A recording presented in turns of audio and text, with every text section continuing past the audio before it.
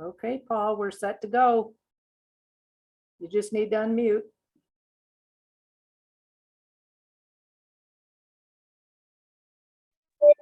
All right, I need to also be able to get screen share to work. And for some reason, seeing it on your screen.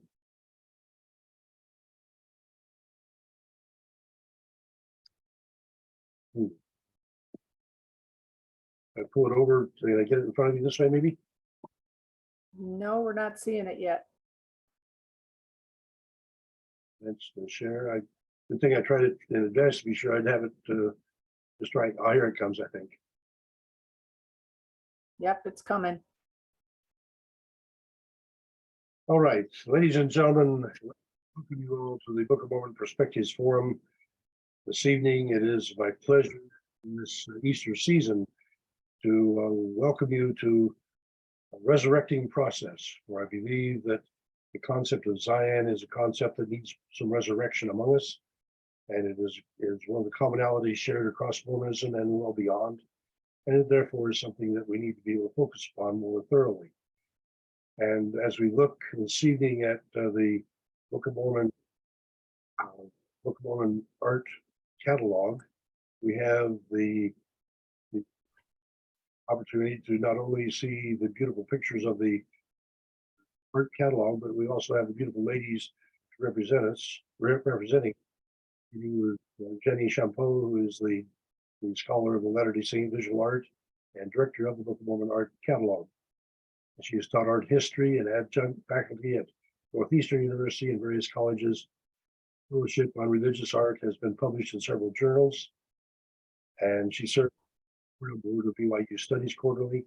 She's a past vice president of the Association for Mormon Scholars in the Humanities and a founding board member of the Colorado Faith Forums.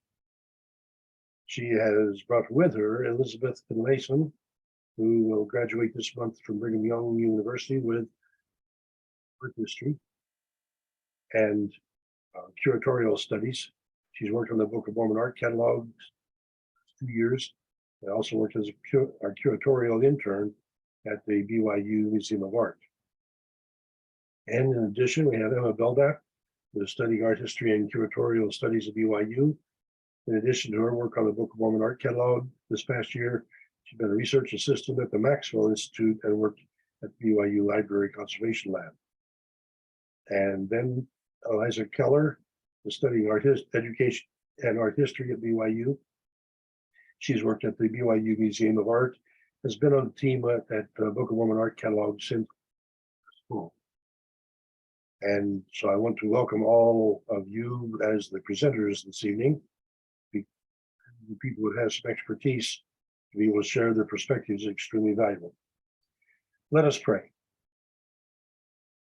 The multi-dimensional artwork of your universe, O Masterworks producer, creating awesome vistas in the skies, fills us with gratitude in this Easter season as we see rainbows in the teardrops from our eyes. For you transform the pain of life into joy, that we are heaven bent, because you stooped to invite us to participate as mortals and as immortals in the masterpiece for which your Son sent. A masterpiece in which our eyes see simply colors arranged, but poorly understood. Yet when we gain perspective, we see a plan we perceive as awesome good. Masterpiece so comprehensive, all of creation participates, and yet so personalized, we find our names within, although the final brush strokes yet awaits. We ask your blessing on our presenters, Ms. Keller, Belnap, Finlayson, and especially Jenny Champoux, for them to enrapture our participants that our function in your masterpiece can grow. We ask your indulgence this evening, great composer, to help us apprehend, appreciate, and recognize the Book of Mormon artwork that's signed and that has yet to be composed, all of it to be pleasing in your eyes. Amen. stop sharing, and Jenny, turn the program over to you for your presentation and of all the other beautiful ladies as you will. Well, thank you, Paul, for that introduction, and thank you so much for inviting us to be here. You were so kind to reach out to me to talk about the Book of Mormon art catalog, and I'm delighted that you allowed me to bring my 3 student research assistants from BYU, who are fantastic and have done a lot of great work and have interesting things to say too. So I hope that you find the presentation interesting, and I'm looking forward to hearing your questions and comments at the end too. And it's fun to see some friends, some old friends here. Chris, who I know, and my dad is on here too. So hi, Mom and Dad. So let me just tell you quickly for the presentation, I'll just talk a little bit about first just how the catalog works, what it is, and then I'll share some insights with you over about things we've been learning about Book of Mormon art and how it's developed through history. And then I'll end with some personal application and share a couple of my favorite artworks with you. And then each of my 3 assistants will also share 1 or 2 of their favorite artworks with you to get a little more specific on the art. First of all, this project came about because I'm a scholar of Latter-day Saint art. I'm a member of the Church of Jesus Christ of Latter-day Saints. I know we're on here, a lot of us are from a lot of different faith traditions or restoration branches, and I'm so excited that we can talk about Book of Mormon art together and bring all those perspectives together. But as I was researching Book of Mormon art, I just found that it was really hard to get a sense of what had been happening in the art in a comprehensive way. I was working on a book on Lehi's dream art, and I thought, oh, it seems like there's a lot of Lehi's dream art. So I started making a list of the obvious ones that I knew. This is from 1 Nephi 8 in the Book of Mormon. And I was like, oh, wow, there's 40 images. And then I did a little more digging. Oh, there's 60 images. And then, oh, I have over 100 images. And now we have well over 200, I think 256 images that we've collected. And so many of them really weren't accessible to the public before. Even me as an art scholar working with professors at BYU in Mormon studies, a lot of these images just weren't readily available and weren't known. So bringing them all together is a great way to get a new perspective on Book of Mormon art history. And then that also made me think, wow, these artists really need more attention, right? And I thought this catalog could be a great platform for artists to reach a broader audience, for people to have access to a greater variety of imagery.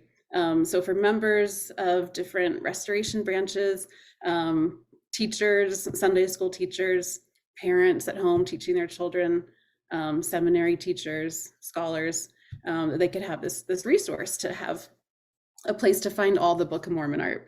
I really do believe that the art we see affects how we think.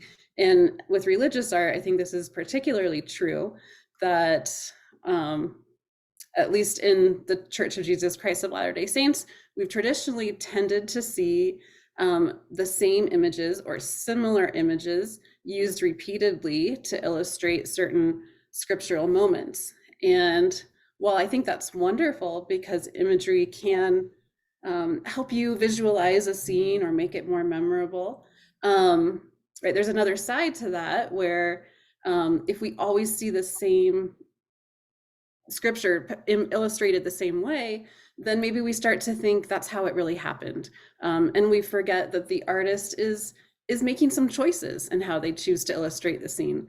And maybe there's another approach. Maybe there's another part of the story that could be emphasized. Maybe there's another interpretation that could be imagined. And so I think having this collection of images is really beneficial that way because there's this greater variety of interpretations of the scriptures that can help us understand better and see things maybe we hadn't seen before. Okay, so some quick facts about the catalog. We are constantly adding new images. Right now we have just over 3,000 artworks in the catalog. We have more than 600 unique artists represented. And as I said, this is just constantly growing. So, so keep checking back. It is, as far as I know, the most comprehensive collection of Book of Mormon art in the world. It's open access, meaning it's free to anyone at our website. That's bookofmormonartcatalog.org. Maybe I'll put that up in the chat, or maybe one of my, Liz, could you put that in the chat, or Aliza? So that's our website. And I just want to mention the project was funded through the Laura F. Willis Center for Book of Mormon Studies and the Neil A. Maxwell Institute for Religious Scholarship at Brigham Young University. And I'm so grateful for their support, financial and institutional, of this project. We definitely couldn't have done it without them. Okay, so I'm gonna just share my screen and walk you through a couple of things in the catalog. Okay. This part always makes me nervous. Okay. Okay. This is our homepage.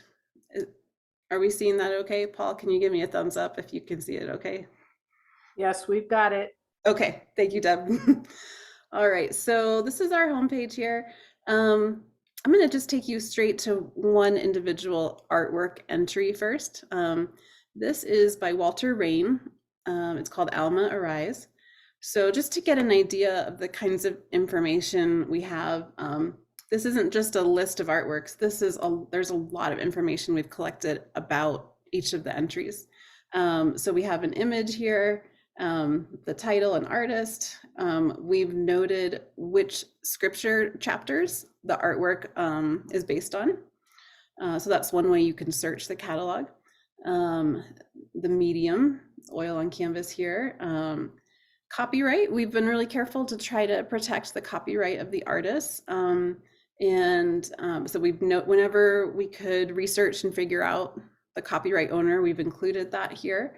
And Walter Rain actually gave us permission to post these images, so that's why it says used with permission.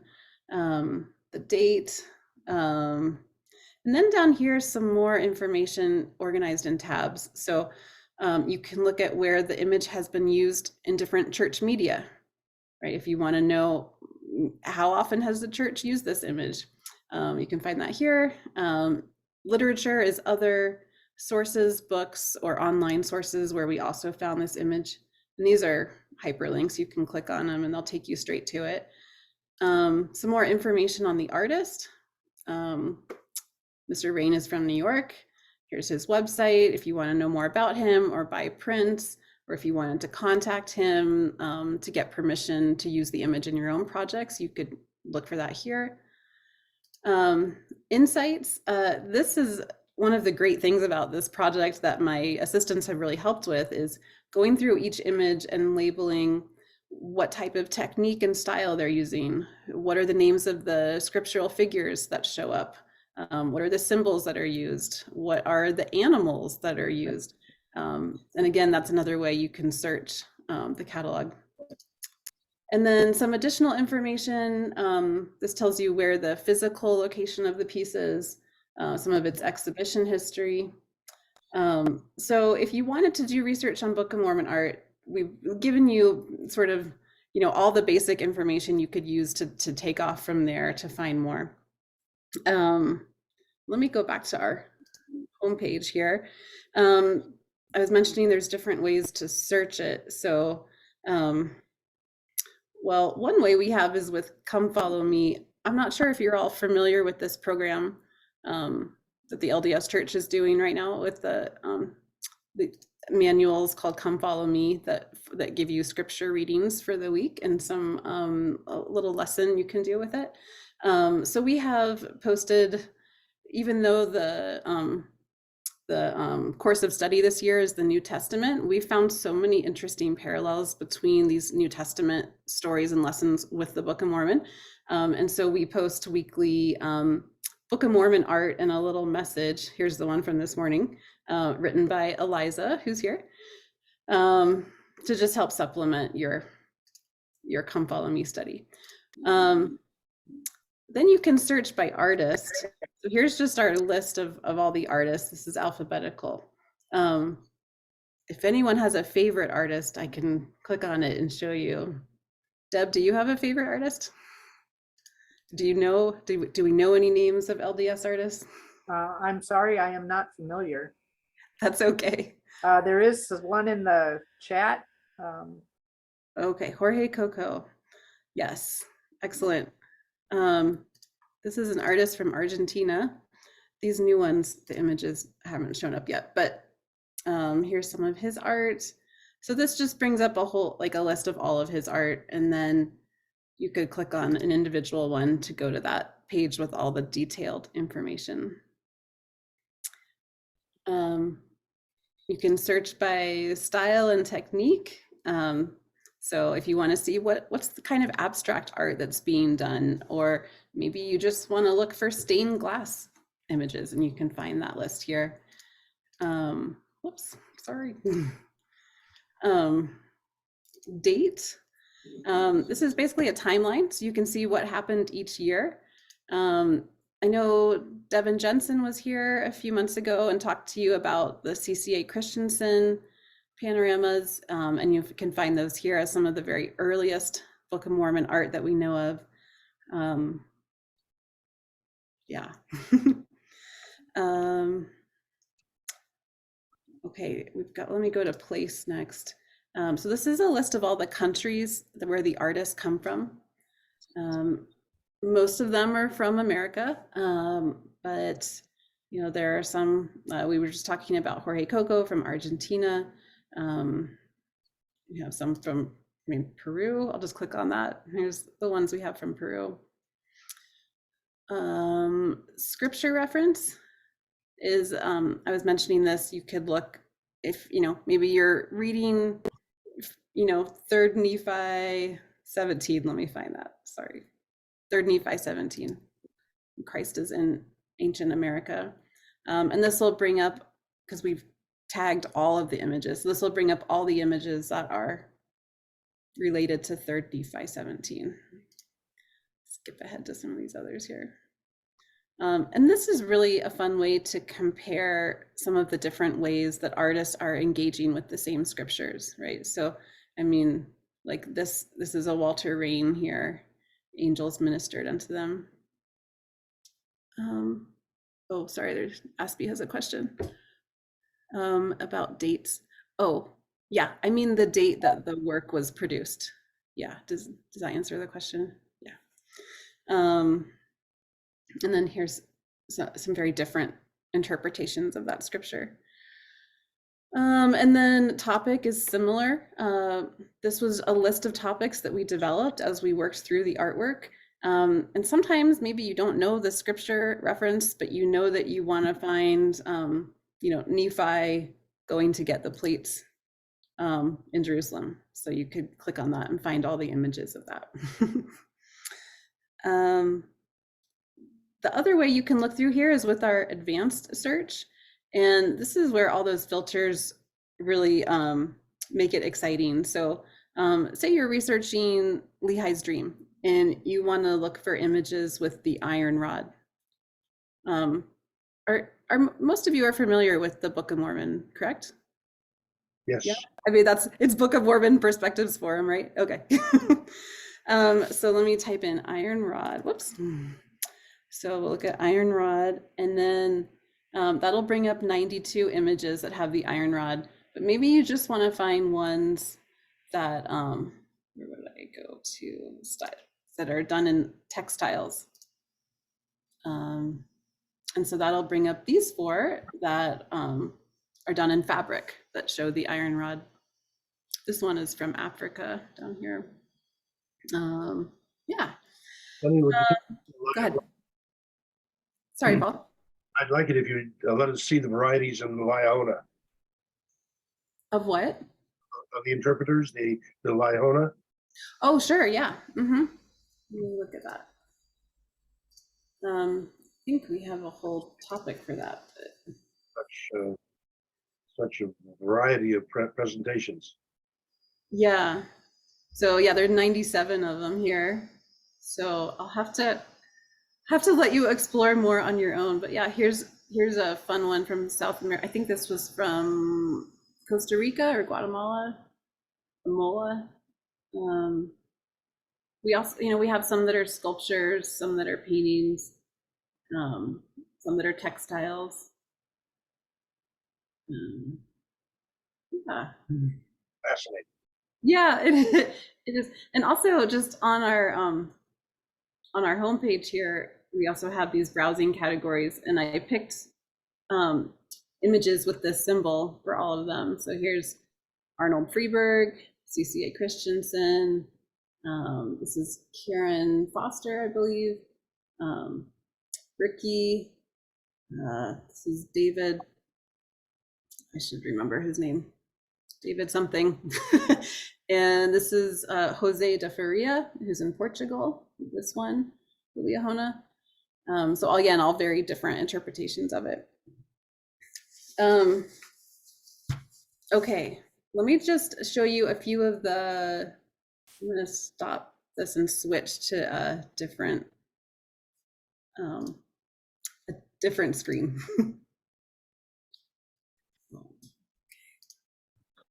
All right, sorry.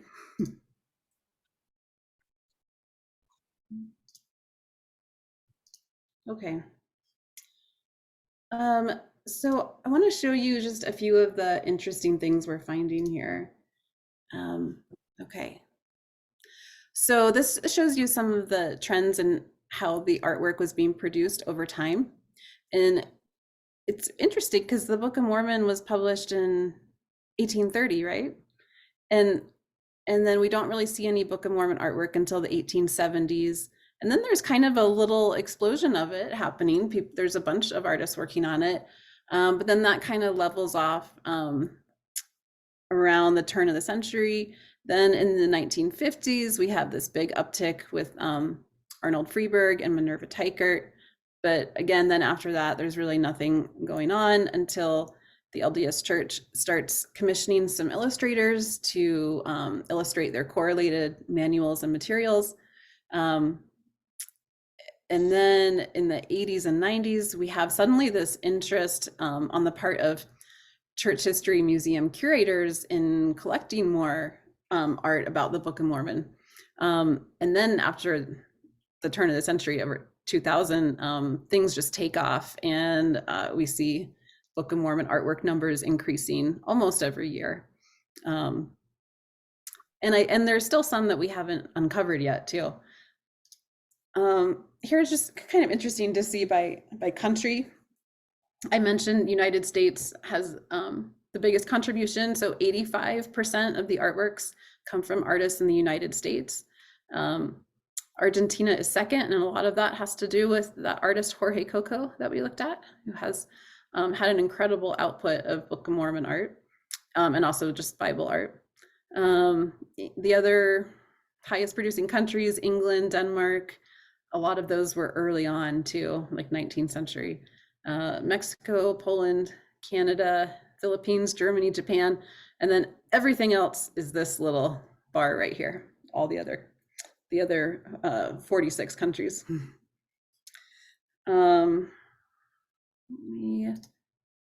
Okay, most frequently depicted topics. Lehi's dream turns out to actually be, as I suspected, the most frequently depicted moment of the Book of Mormon in art, by twice as much as the next most frequently depicted, which is Jesus Christ in ancient America. And then again, you can see some of the other popular figures, ones you might expect, kind of the big hero ones, Captain Moroni, Alma, Samuel the Lamanite, Jesus Christ in ancient America and Jesus Christ blessing the Nephite children. We separated as two different moments, and those both show up here. I noticed that there aren't any female centric images on this list, but that's may partly be due to the lack of a lot of female characters in the book itself. And then again, the most frequently depicted figures, you can see at the bottom here, Nephi actually he's depicted the most times because of Lehi's dream, but also just all the other Nephi imagery. He actually is depicted more in Book of Mormon art than Jesus Christ is in Book of Mormon art, but just barely. And then again, kind of the similar, actually Sariah is on this list. So Lehi's wife, Sariah, is here because there are so many Lehi's dream scenes, Tree of Life scenes that Sariah appears in.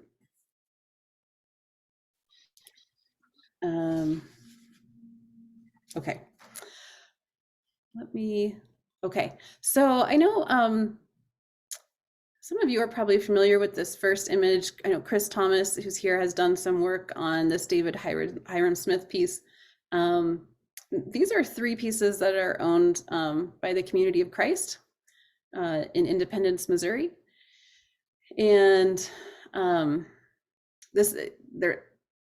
David Hiram Smith, I'm sure you know, was the youngest son of Joseph and Emma Smith, and a leader in the RLDS church. And this is the very first depiction of Lehi's dream that we know of, done by him in 1875. And then just a couple other, Rachel Killebrew over at the Community of Christ Archives was kind enough to help me locate these Book of Mormon themed images in their collection. So a 1920s imagined map of ancient America based on the lands described in the Book of Mormon. And then this land shadowing with wings, we don't have a lot of information about the artist or the purpose of this piece, but clearly tied to the Book of Mormon and thinking about North and South America and this image of a bird uniting them. Okay, and then I just have loved seeing the diversity of depictions from different cultural traditions as they approach the Book of Mormon and apply their own cultural and stylistic traditions to Book of Mormon content. So this first one in the top left is Lita Keith, who is a Navajo artist, or Dene. This is her Tree of Life. So you can see she's done it as a traditional rug weaving with their kind of geometric shapes and patterns. So maybe to us, it looks a little abstract, but this is just a traditional style in her culture. And we've got just a Navajo village, and then in the background, Lehi's dream going on with people holding an iron rod as they approach the Tree of Life, the great and spacious building behind them with people in it. And I just love that there's this just village scene happening in the foreground, right? There's a little pen of sheep, and there are women sitting down weaving at a loom, and there's a man riding a donkey and kids playing. Let's see, underneath that one, we have David Olarinwa, who is from Nigeria. He also did Lehi's dream using a traditional Nigerian style of wood carving. And I love that he's included the dress and headdresses of people that he would be familiar with in his culture. So bringing the Book of Mormon content right into his culture to make it feel accessible. And then I'm gonna not say it right, I'm sure. Wang Xiu. He's from Taiwan. And another tree of life, but done in a more traditional kind of uh, landscape painting, like Chinese landscape with the kind of watercolors and some calligraphy characters in the upper right. And then almost hidden within the landscape, you see the tree of life with the white fruit and the people in white partaking of the fruit. Beautiful. And then finally, Geronimo Lozano, who is from Peru. And he also looked at the tree of life, and he did it in a traditional retablo style from Peru, where it opened. You can see those doors open to reveal these little compartments inside. So almost like a comic strip, but done three-dimensionally. They're little carved and painted figures. I've seen this in person out in Utah, and it's spectacular. It's so fun. And it's one of the only pieces that looks at Lehi's dream this way as a series of moments. Most artists try to compress all the elements of the dream and all the symbols into one static image. But here Lozano he helps it. We move through the dream with Lehi, and things unfold and develop as they do in the scriptures, as the dream is described. Okay, one last one, and then I will turn it over to my assistant, just to show you some of the interesting art that's happening in LDS art today on the Book of Mormon. Michael Hall is a sculptor, and he's doing a whole series of Book of Mormon bronze sculptures for a big project. These are just the little maquettes, the models for the larger bronze that will be cast. But I just love the way he's doing something really new here. He's bringing a lot of traditional European type of modeling and anatomy and drapery and movement, and applying it to Book of Mormon scenes in a way that I really I haven't really seen anyone else doing it quite like this. This Samuel the Lamanite, I mean, it almost looks like a Michelangelo type sculpture. And then the Abish raises the queen, and the queen, I hope you can see it here, but she's got this kind of veil or shroud over her face, because maybe people, in the scripture, what was happening was she had fainted. People thought maybe she was dead. Abish comes and raises her and has great faith. But Michael Hall has just beautifully done the face of the queen and sculpted the veil on top of it. So you see the face through the veil, and then beautiful drapery on both of the figures there. So there's so much interesting art going on. And I just, like I said, I really feel like looking at all of this art has helped me think about the Book of Mormon in new ways, in ways that maybe I wouldn't have otherwise. And I hope that this project will do that for other people too, right? That they can maybe see something and think, oh, I never thought about that scripture quite that way. Let me think about that some more. Let me go back to the scriptures and read what it actually says and see if I agree with that or not. I wanted to mention too, before I turn it over, this is an ongoing project, and on our website we do have a contact form. I would love to know more about the history of artistic depictions in other restoration branches. So I know a lot about the LDS Church. I showed you the ones that we found in the Community of Christ archives. But if you have any information on others that are related to various restoration branches that are based on the Book of Mormon, I would love to broaden the scope a little bit and include those too. So feel free to send in any suggestions using our online form on the website. And I think Liz put in the chat too, where she listed our our website. We do also have some social media. So yeah, we have an Instagram account. We post almost every day there and just give you some fun stories about the art, just more contextualization of specific pieces, or tell you more about the artist. And we do have a Facebook page as well that we post basically the same things there too. We also have on our website a fun little video section where we're doing a series of videos with artists and scholars, and they're just short 3 to 5 minute videos that have the artist or scholar tell you a little more about a specific artwork and help you read it and understand what they're doing and contextualize it a little bit. Okay, so with that, I am going to, I have all the images on my screen, so I'll just keep sharing it, but we'll let Liz go next to talk a little bit. Hi, everyone. I'm Liz, and I'm one of the research assistants that works for Jenny. And I've been working as a research assistant for about 1.5 years now, maybe a little bit over.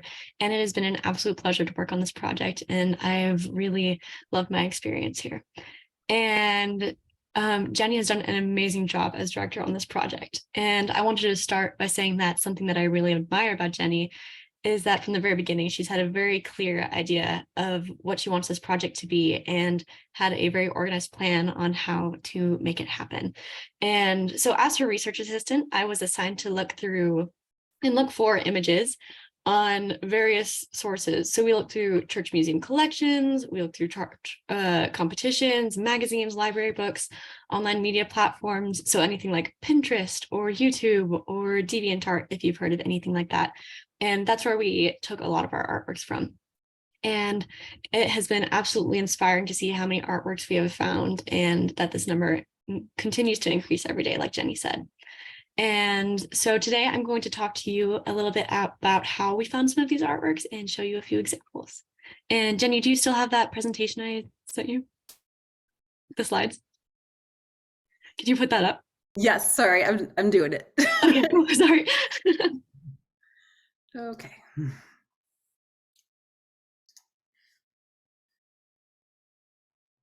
And if anyone has any questions, the research assistants would be happy to answer them in the chat. Okay, I'm seeing it as it's not like a full screen. Is everyone else seeing it that way? Yeah, I'm not seeing it as a full screen. It's not a full screen? We're I seeing, think it's in like presenter mode, Okay. like where you can Mhm. see the notes. Oh, was it doing that the whole time when I was doing it No. too? No, If you click use slideshow at the top, okay, never mind. Should I? I just want to. Let's see. But now you're seeing this on the side, right? I'm just seeing your. we're seeing your desktop, I think. It's Yeah. got- Oh, you are. Oh gosh. Yeah. Okay, hang on. I told you this was the part that makes me the most nervous. That's okay, Okay. we've all been there. Okay, how is this looking? Well, it's looking Perfect. good, though. Got it. Better? Yes. Okay, thank you. Sorry. Yeah, of course. Thank you, Jenny. Okay, so one of the reasons that I love our website is how committed we have been to accepting and showing various interpretations of the Book of Mormon, as Jenny mentioned earlier, and how, although many of these images are telling the same story, each artist has their own individual and unique way of expressing the story. In this slide, you can see examples of the conversion of Alma ranging from 1870 to now. And I just think this is a wonderful way of showing that no matter when, where, or who made the artwork, we love and appreciate it as part of our catalog and want to include it. So if you're making any kind of artwork now, we would love to include it in our catalog. Okay, can you do the next slide? Thank you. Okay, so starting with these ones, these are examples of artworks that we found searching through online websites. And these ones specifically came from a platform called DeviantArt. And this is a place where artists can upload any of their artworks, and a lot of people will put their sketches or drafts there, or they'll put completed products. And that's what these are. And so here we have 3 depictions of Captain Moroni in the Title of Liberty. And I love how each is showing the power and strength of that figure, but in different ways. Their styles differ very vastly, but they are all great examples of how different artists offer new perspectives with equally amazing compositions. Okay, can you go to the next slide? Thank you. And something that we've been working on recently a lot more is turning towards books or illustrated books to include in our catalog. And this first image here is the Book of Mormon Stories collection. And I have the book here, and it has offered us a couple hundred images that we just recently added to our catalog. So if you wanted to go look at them, we just recently updated it. And it's been really cool to see how steadily that our catalog has been growing as we include these books. And we found a few really fun ones. I didn't put them on the slides, but I just last week found this one, which is called Brick of Mormon Stories, and it's the Book of Mormon told through Legos. And then we have children's storybooks. So just things like that, where it's really interesting and unique interpretations of the Book of Mormon that are just there to tell the story and to help people understand what the Book of Mormon is about. Okay, can you go to the next slide? Okay, lastly, I'm going to touch on my favorite way that we have been receiving artworks lately, and which Jenny mentioned towards the end of her presentation. But this is the feature on our website where you can go to contact us, and artists can send their own images in for themselves, and we will include it on our catalog. So this is an example of a series sent to us by an artist named Susana Isabel Silva. And she is a paper cut artist working in Argentina. And she was very kind to reach out to us, and we got to talk to her a little bit about her process and how she feels about her artworks. And her series is called 344 Days and depicts the Jaredites' journey. And her works really beautifully capture how dangerous and terrifying their situation was, and captures that in the energy of the water and how small those barges are in comparison to how big those looming waves are. And I personally find myself really drawn to this middle image called In the Abyss, and how isolated that little barge in the middle seems. And to me, it resembles one of the glowing stones that was placed in the barges and represents a little bit of light in a time of darkness and confusion. And Silva herself wrote to us about these works, and I'll share with you a little statement that she made about these works. And she said, quote, "I read some time ago that Jaredite journeys serve as a magnifying glass of the nature of the soul in front of the world, and I believe that this is in part what made me develop a very particular interest from my childhood on these verses. In my artistic experimentation, I have put aside the comfort of the abstraction with which I usually work to try to put these powerful sequences of miraculous events on paper. For that, I made his experience my own, and I translated it as a symbol of mine. I soon understood that traveling my own journey, I can also, like them, put my entire existence in the hands of God." End quote. And you can find that information on the listing for this one on the website if you go to the extra information at the very bottom of it. And you can read a little bit more about what she said. But in summary, I think Susana's series is one that we happily received and are excited to include in the catalog. Her interpretation is unique and powerful, and I'm incredibly grateful that I got to work with her and talk to her. To me, her work is an example of how artists representing the Book of Mormon offer viewers a glimpse of their faith and testimony in each of the artworks that they create. And I am incredibly grateful that I had the experience to research so many of these and be exposed to them. And I hope that as you have watched our presentations and see my other coworkers' presentations, that you will also be inspired to go look at our website. I am graduating in the next 2 weeks, so I won't be able to work on this project anymore, which is incredibly sad to me. But I just wanted to finish by thanking Jenny for allowing me to work on this project and for being a great director. And thank you all for allowing us to present today. Thank you. Thank you, Elizabeth. I also want to say thanks, Liz. That was very kind of you. And a wonderful job talking through the art. Beautiful. I think, Paul, I think we have Emma going next. Wonderful. Yes. All right. So as was previously introduced, my name is Emma Belnap.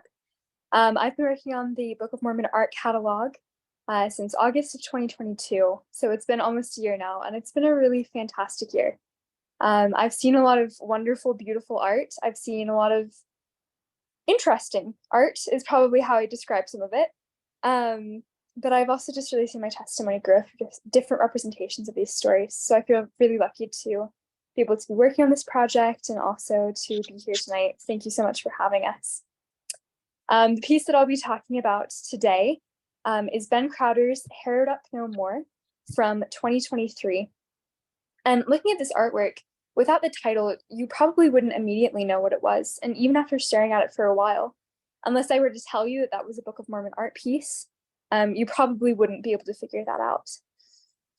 Like Jenny said, we kind of have an iconography associated with Book of Mormon art pieces. We have certain things that we expect. And this artwork doesn't follow those conventions that we've set.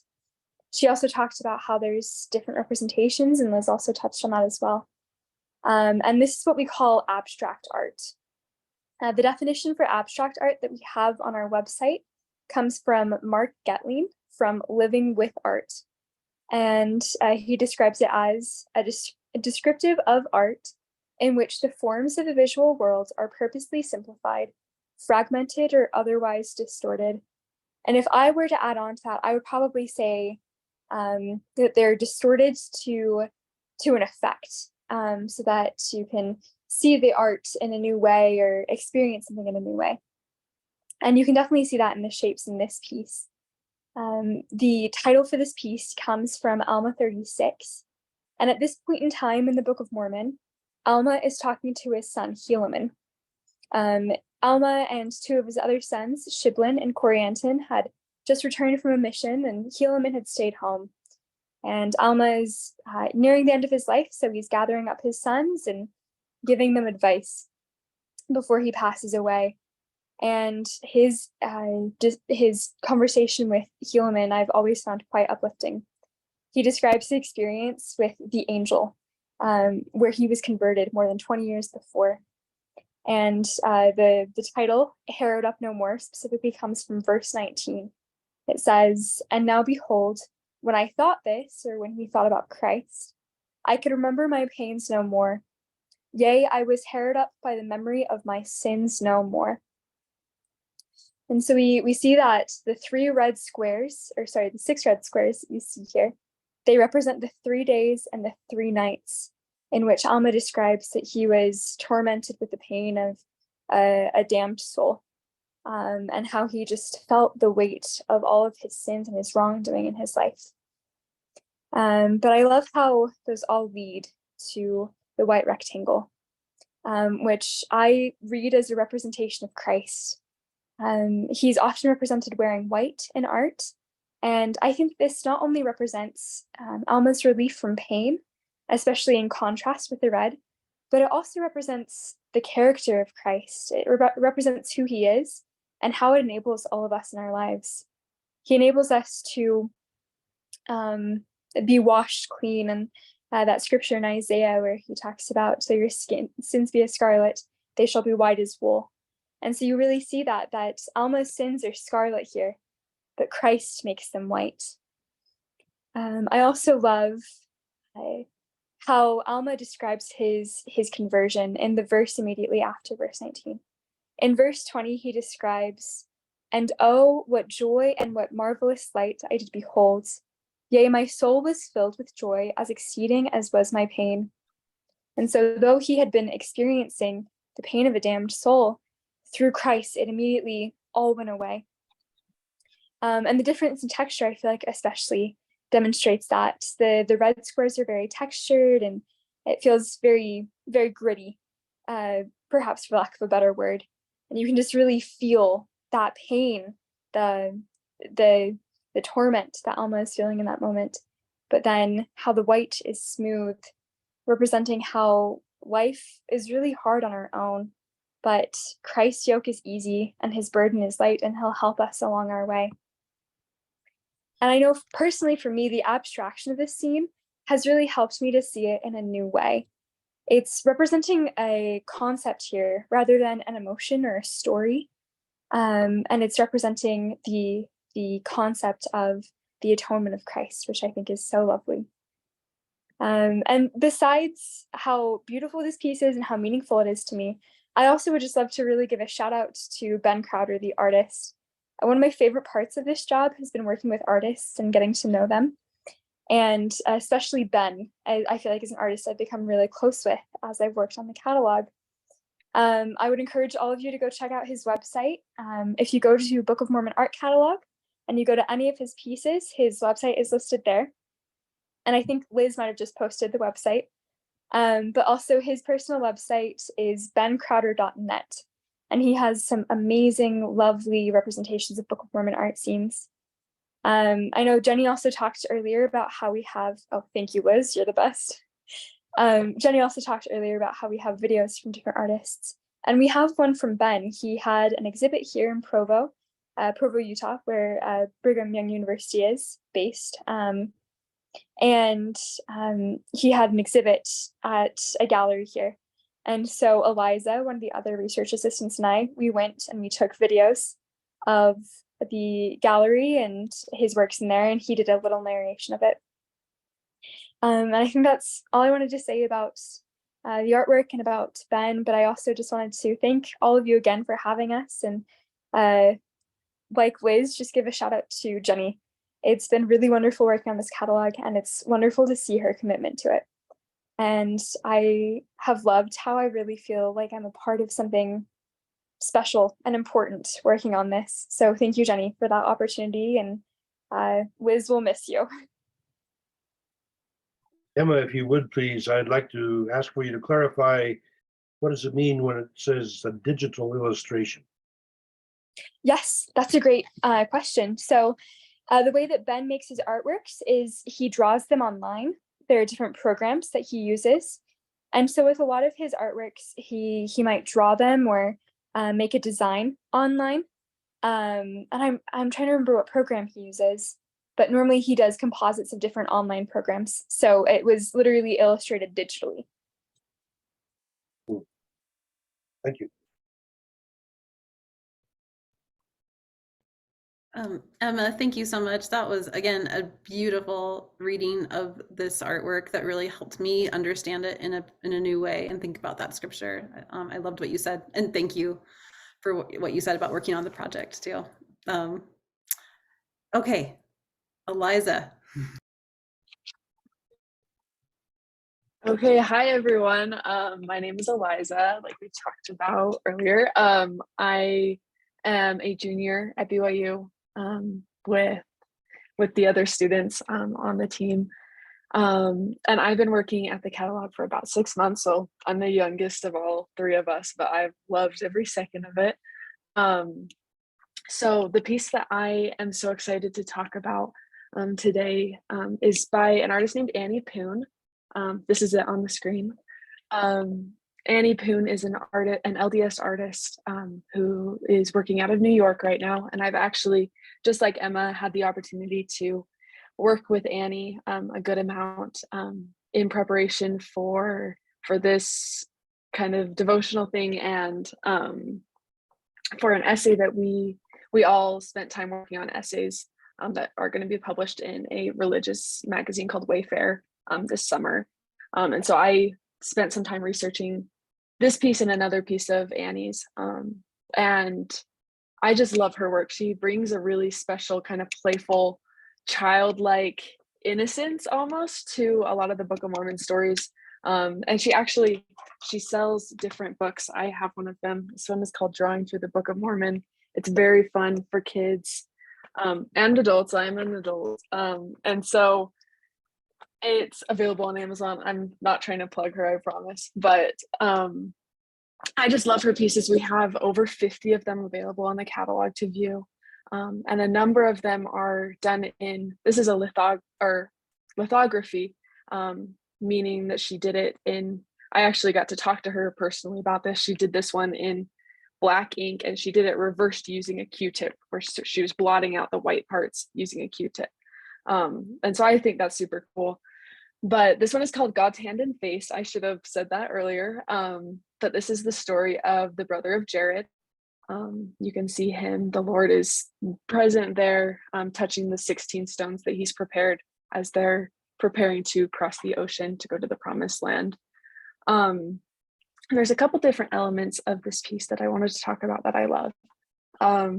Poon brings this kind of, you can see this level of spiritual preparation that the brother of Jared has put into this process. You see his shoes are removed, which is something that we see in the Old Testament, a lot of the Old Testament prophets, before they received a great revelation. We see Moses doing that in Exodus.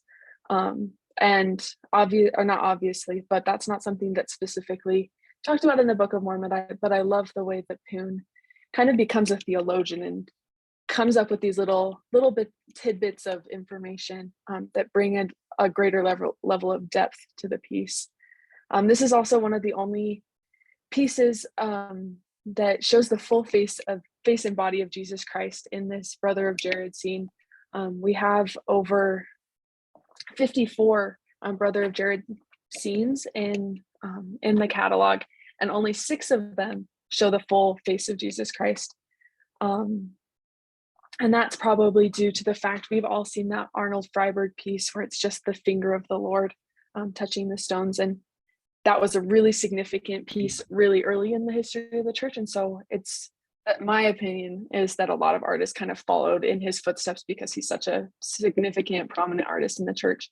But I love that Poon kind of, she adds on Freiberg's interpretation of the story, but also makes it her own in showing the face of the Lord. Another thing that I love about this piece is that it shows Jesus Christ and the brother of Jared on the same level. It feels much more intimate. I feel like a lot of religious art can seem kind of impersonal and like, I don't know. But this one just feels really kind of intimate, like they're friends, which is a way that I like to look at this story. And that's one of the things that I really love about the catalog is that there's so many pieces with so many different kind of contexts that we, like Jenny talked about earlier. I love this one because it feels kind of childlike and playful, but there's a lot of pieces that are much more reverent and much more kind of classical, like the Michael Hall sculptures that we were talking about earlier with Abish and Samuel Delaney. There's so many different mediums and so many different artists from different nationalities and things available on the catalog. And that's been one of my favorite things about working on the catalog. I've got to email and talk to lots of different artists from all over the world. And I just love the Book of Mormon and I love art. And I'm really grateful for the opportunity that we've all had to talk to you guys about the Book of Mormon, because it's kind of rare to be able to be united in a love for the Book of Mormon with people of other faiths. And so I'm really grateful for the opportunity we've all had to talk with you. And I'm grateful for Jenny and grateful for my other friends, my coworkers. And yeah, thanks a lot.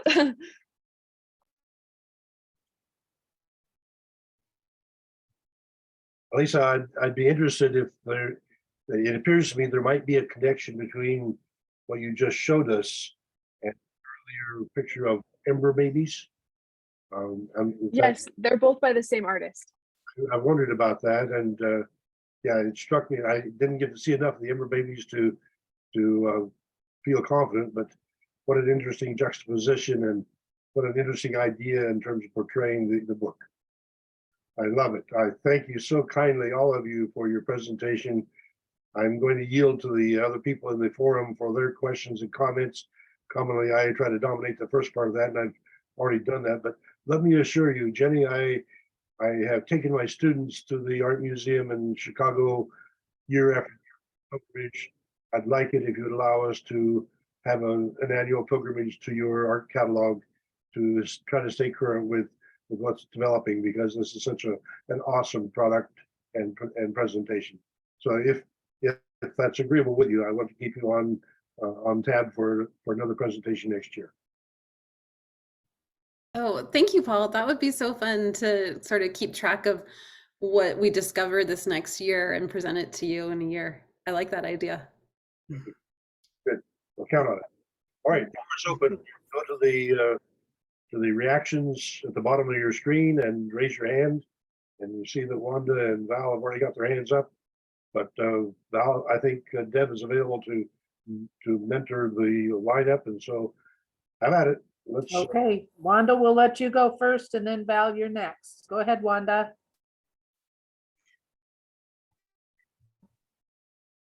Unmute.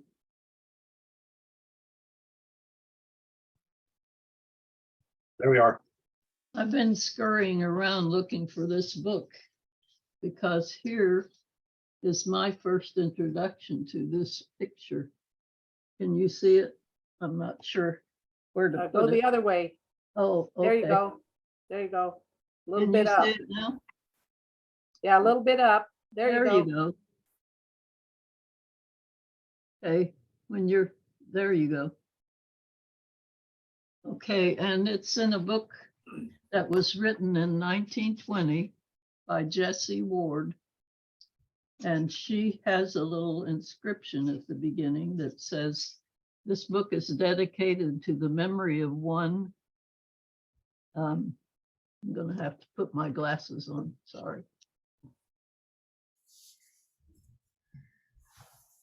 Can't even see that.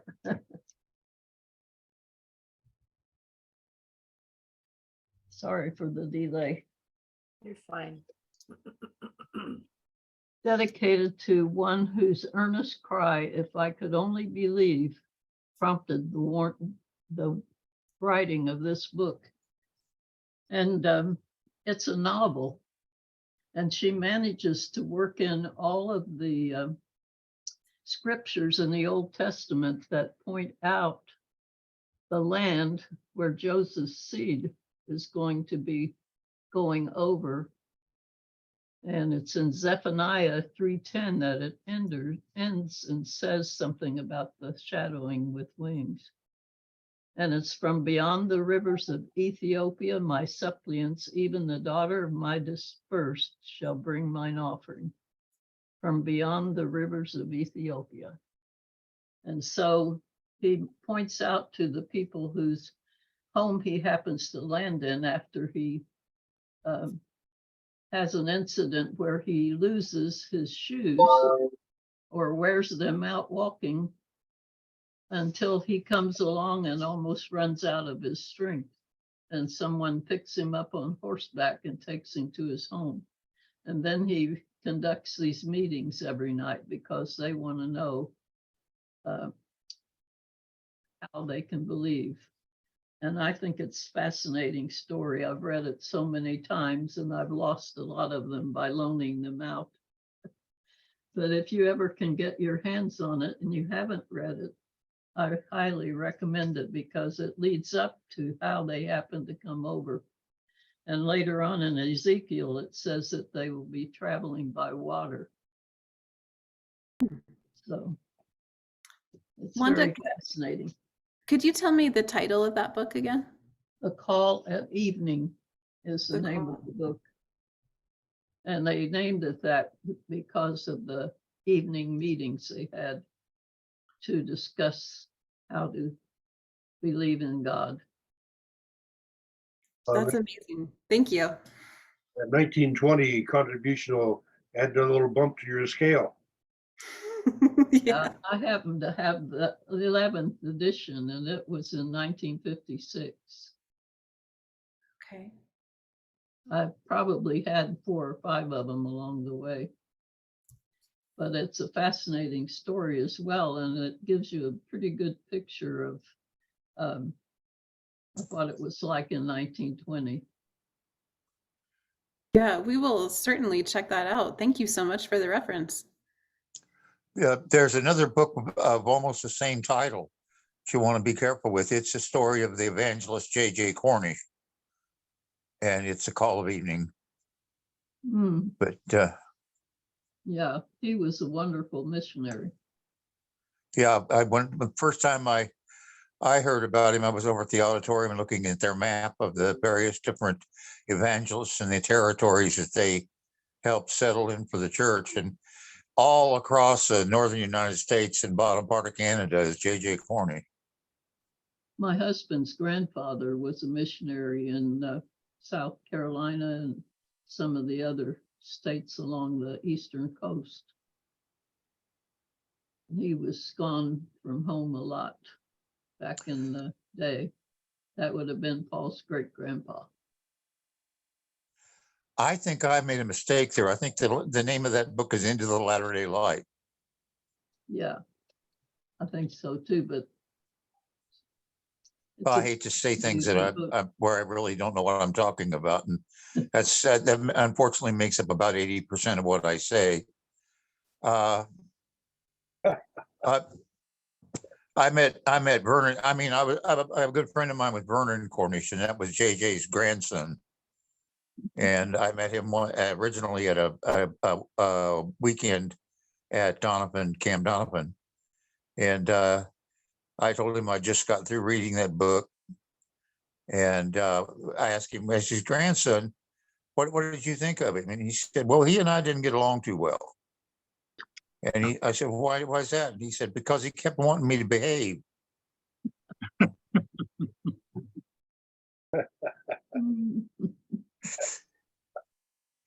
I'm finished.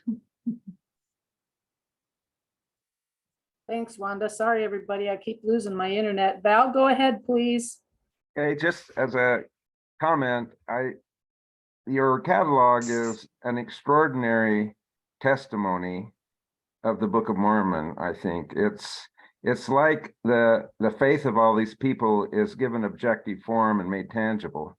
And I think it's really a magnificent witness of the book's power. So let me, just as I think as a spiritual witness, it's extraordinary and valuable. I did have a quick question.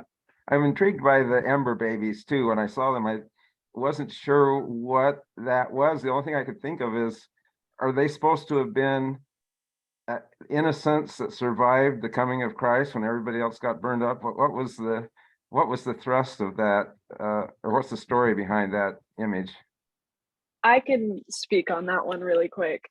That one is a depiction from 3 Nephi 17 when Jesus Christ comes to visit the people and he blesses all of the children one by one, and it says there was fire around them. And a lot of Annie Poon's pieces are oddly very specific about a lot of things and kind of bonky and wacky.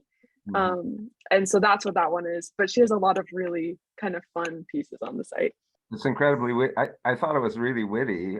It seemed to have huge wit in it and fun in it. So I do think it gives a really fresh perspective on that encounter. That's it for me. Thanks, Val. Good evening, Chris. It's good to have you back with us. Go ahead, please. We just need you to unmute. That's an odd thing to have to tell a Pentecostal. Thanks so much. It's good to see everyone again. Jenny, great to see you, and to be the beneficiary of all your hard work and all the students you've been working with, some of whom I believe I've met at the Maxwell Institute a time or two over the years. I wanted to join with Val in just saying what a remarkable collection this is, and what a great service it is to scholarship.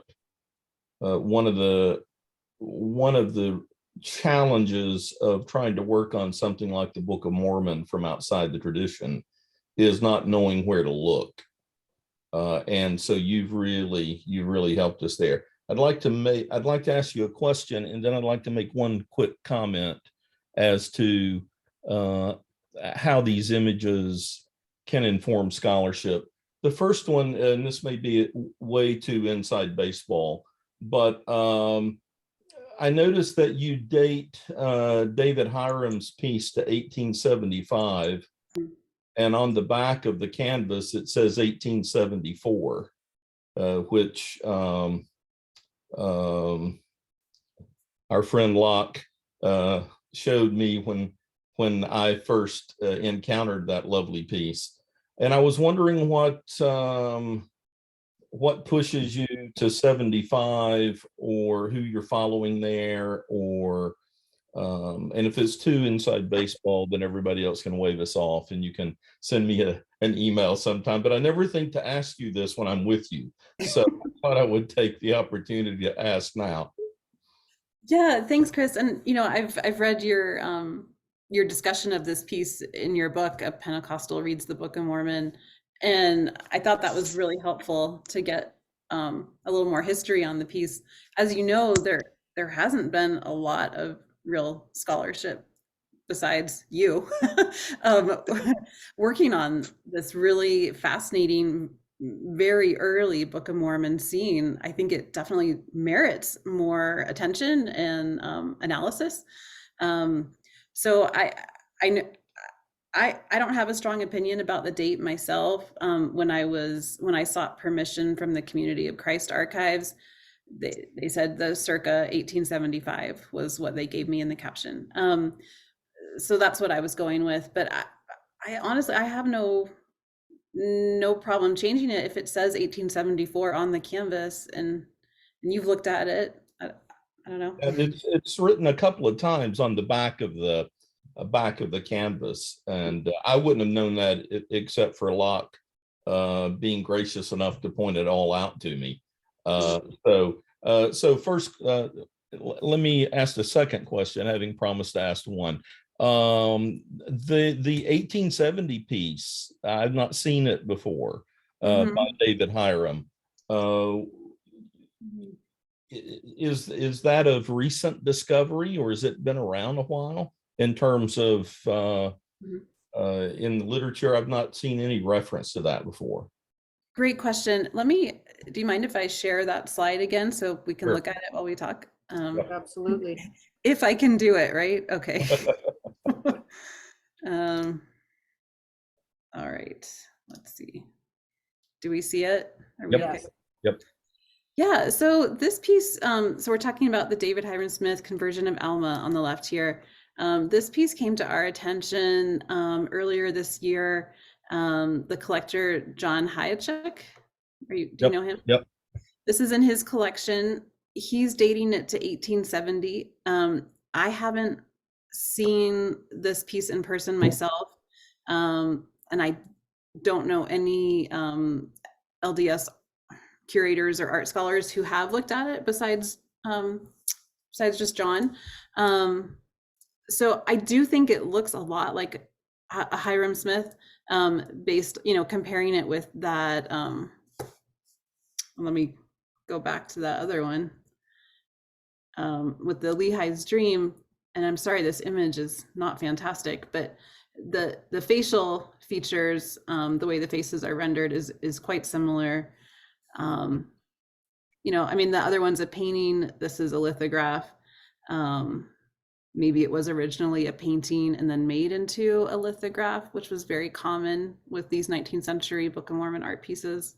So they could be, there would be a painting and then they'd engrave it, make a lithograph, and then you could make a bunch of copies of it to send out to all the Sunday school teachers or something. Yeah, so this I think is a piece that needs more research. Right now I'm just taking John's word for it that it's 1870. And again, I think there was some writing on the back of this one that had made him. I think I have a photo of it. I could email to you, Chris, if you're interested. Oh yeah, that'd be lovely. I'd appreciate that. My observation is in terms of how art functions in reception history, how texts get received.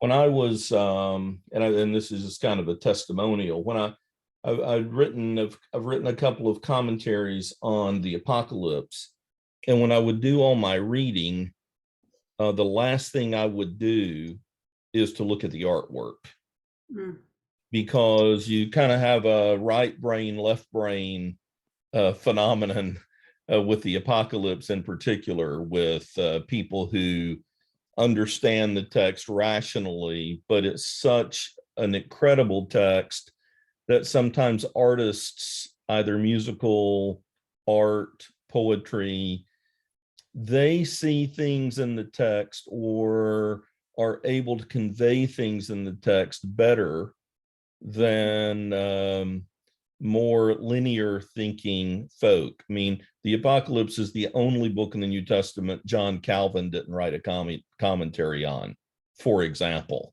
And so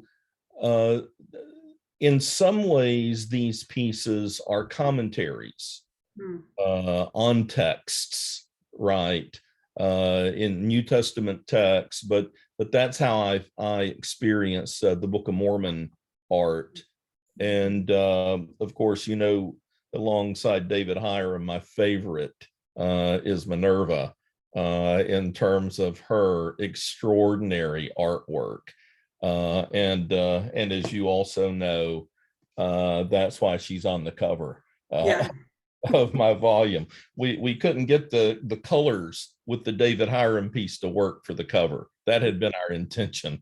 But at any rate, if that's helpful to anybody, it's yet a different way of kind of valuing these depictions, because oftentimes I would see something in the art that commentators hadn't picked up on, and it's in the text, right? It's not like there's necessarily intrusions into the text, and so I think that art in and of itself on sacred texts, they are as much commentaries as the proper commentaries, so to speak. So thanks again, Jenny. Just great work. And I think this is the second or third of your presentations I've been able to take in, and it's good because it just keeps growing.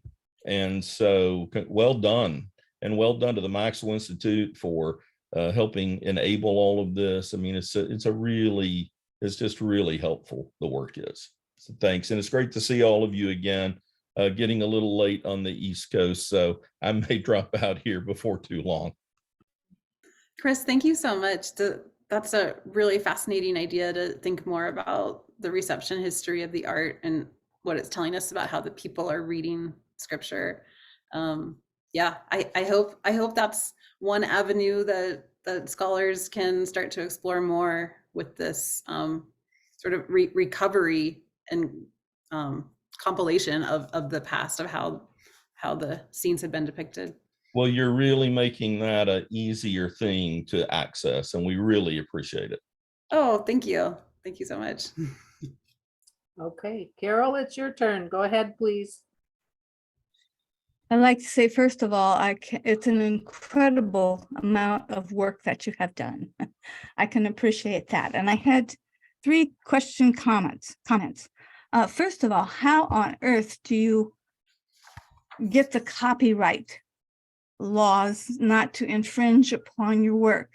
Because it is so difficult to put out. I have seen art from China that looks like things that was made here. I've been copyright infringed upon.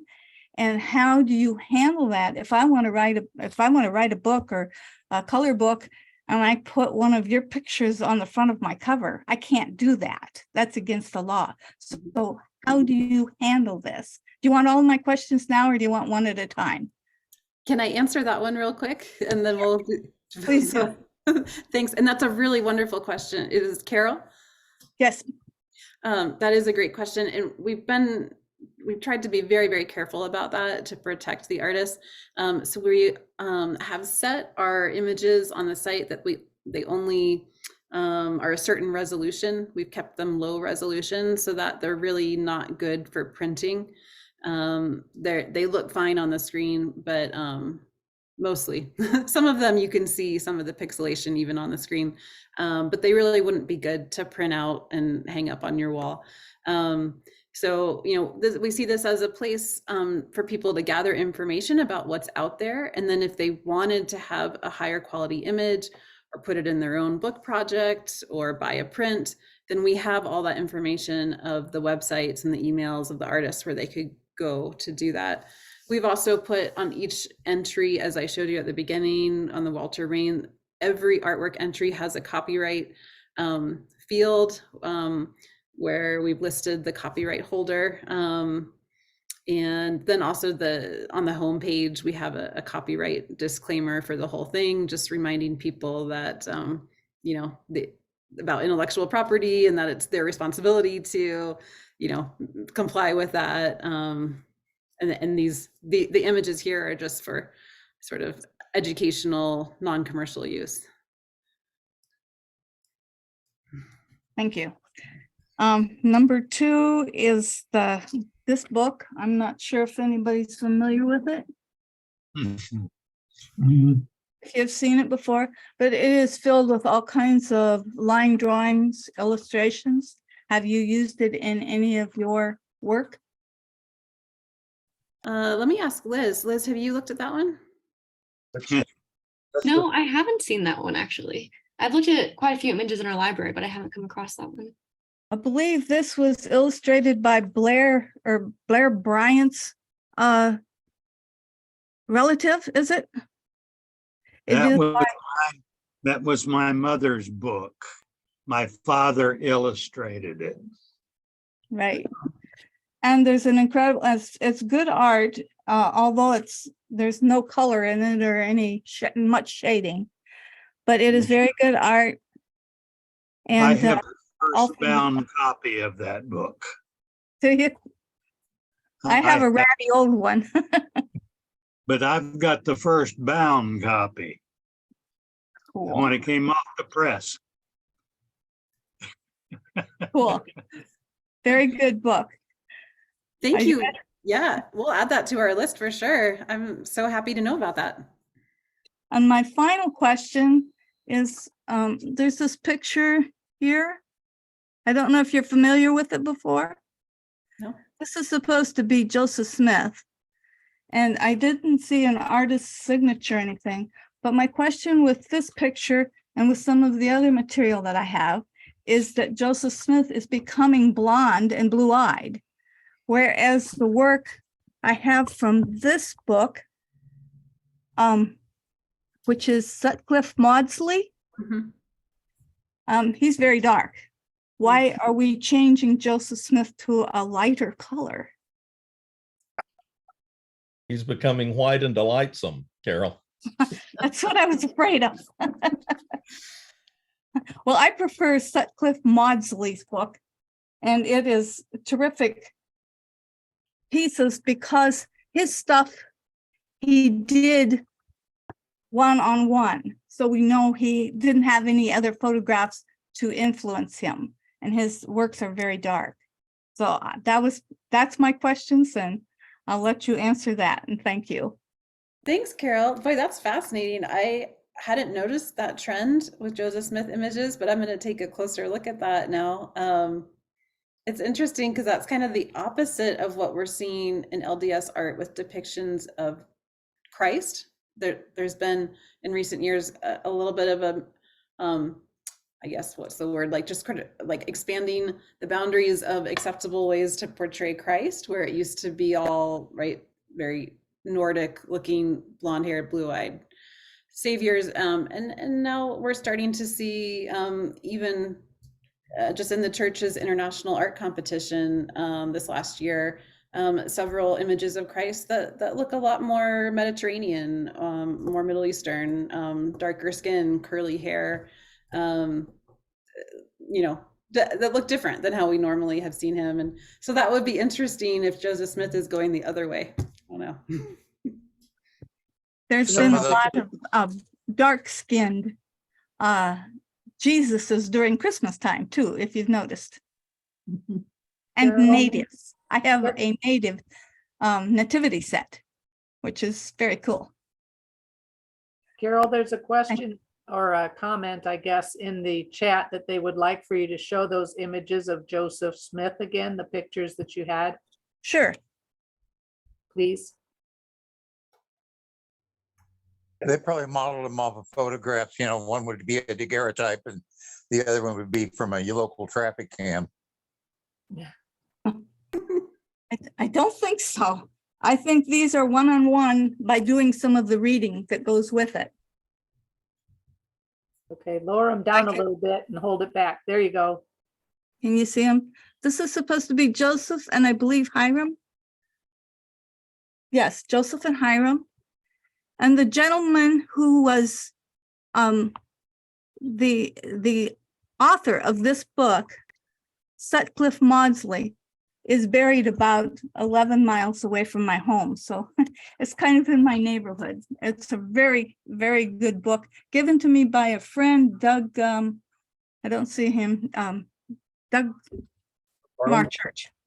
McFarland, thank you. Yes, it was a gift and I read it a dozen times and it's very cool. Good history. So thank you. I'll let somebody else talk now. Okay, Paul, it's your turn. Well, before Carol ducks out of the way, let's invite her to duck out of the way so you can see the painting that she had. Carol, every week will have a different painting behind her, and to appreciate the beautiful artwork that she produces means that if you'd like to extend an invitation for someone to make a special piece on the Book of Mormon, I would recommend her because the last 2.5 years, and just about every week, there's a new piece up there. And she's remarkably productive and just produces beautiful stuff. So yes, thank you, Carol. And yeah, I don't know if that's if she's inclined to focus on Book of Mormon itself, but the beautiful birds, the barns, the tractors, the horses in particular that she has portrayed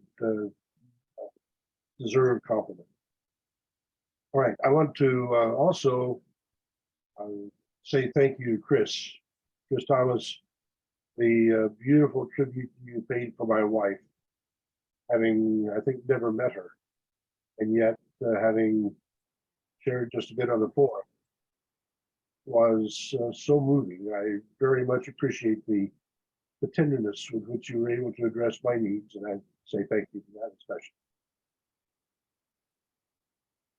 Now then, back to the art. I'm intrigued by the Chinese art, where you have a bridge across the stream. Bridge in the scriptures, it may be that it's there, but to seeing that Chinese bridge across there struck me as such a beautiful commentary on our need to be able to cross the chasms in our lives, to be able to build the kingdom that is yet to come.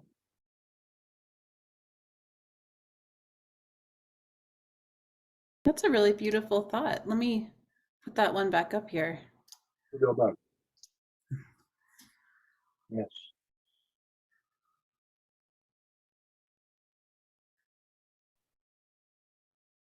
We have one of the benefits of the Book of Mormon Perspectives Forum is that we pull these people from various perspectives together, and we do build bridges across to be able to establish friendships and bonds of appreciation. And that simple concept of being able to bridge the chasms that divide us is such an important one for us, I believe.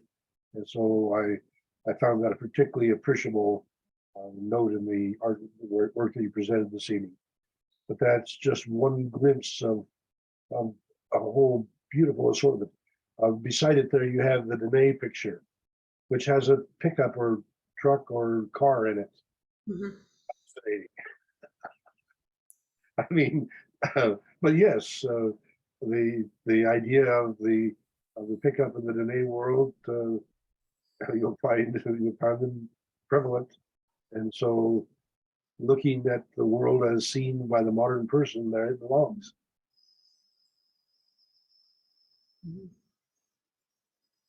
Yeah, great insights. Okay, were you finished, Paul? Yeah, I'll stop there. No, Okay.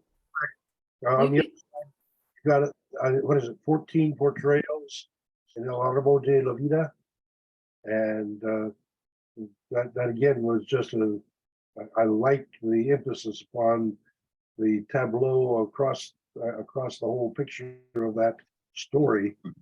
14 different images within the encasement. So just again, I really hope that we can put together an annual pilgrimage to your art gallery. It's a powerful pleasure, and as Chris indicated, it is a set of insights that I think we desperately need, and academically strong and aesthetically powerful. Beautiful. Thank you. Absolutely. Thanks, Paul. Okay, Wanda, your turn. Go ahead, please. Okay.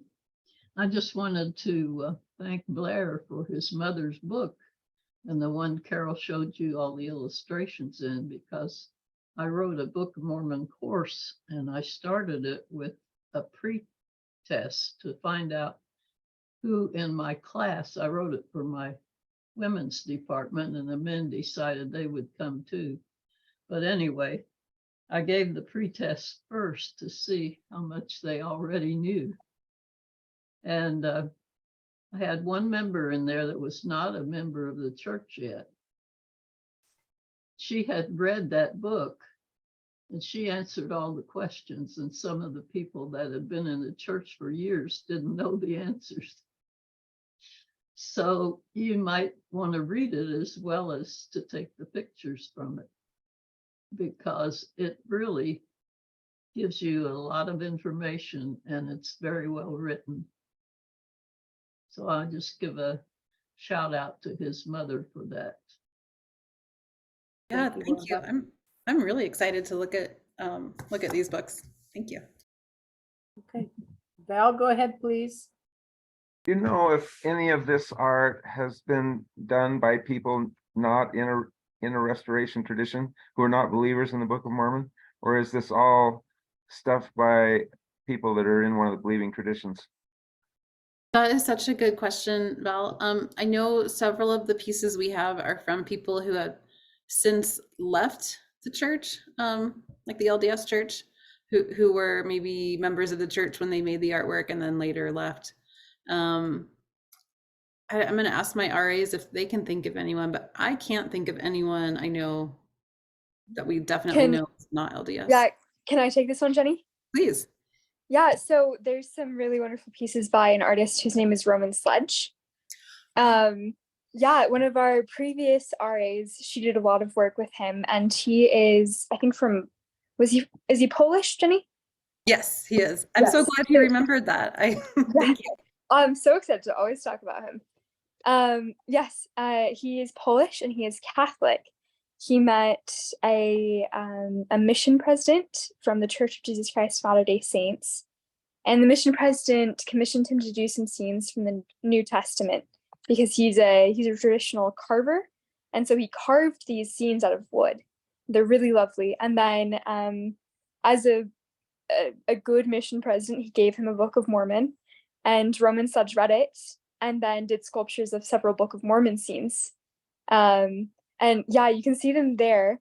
They're also on display right now at the library at BYU, and they're stunning. It's one thing to see them in person, but to see them online, but to see them in person is an entirely different thing.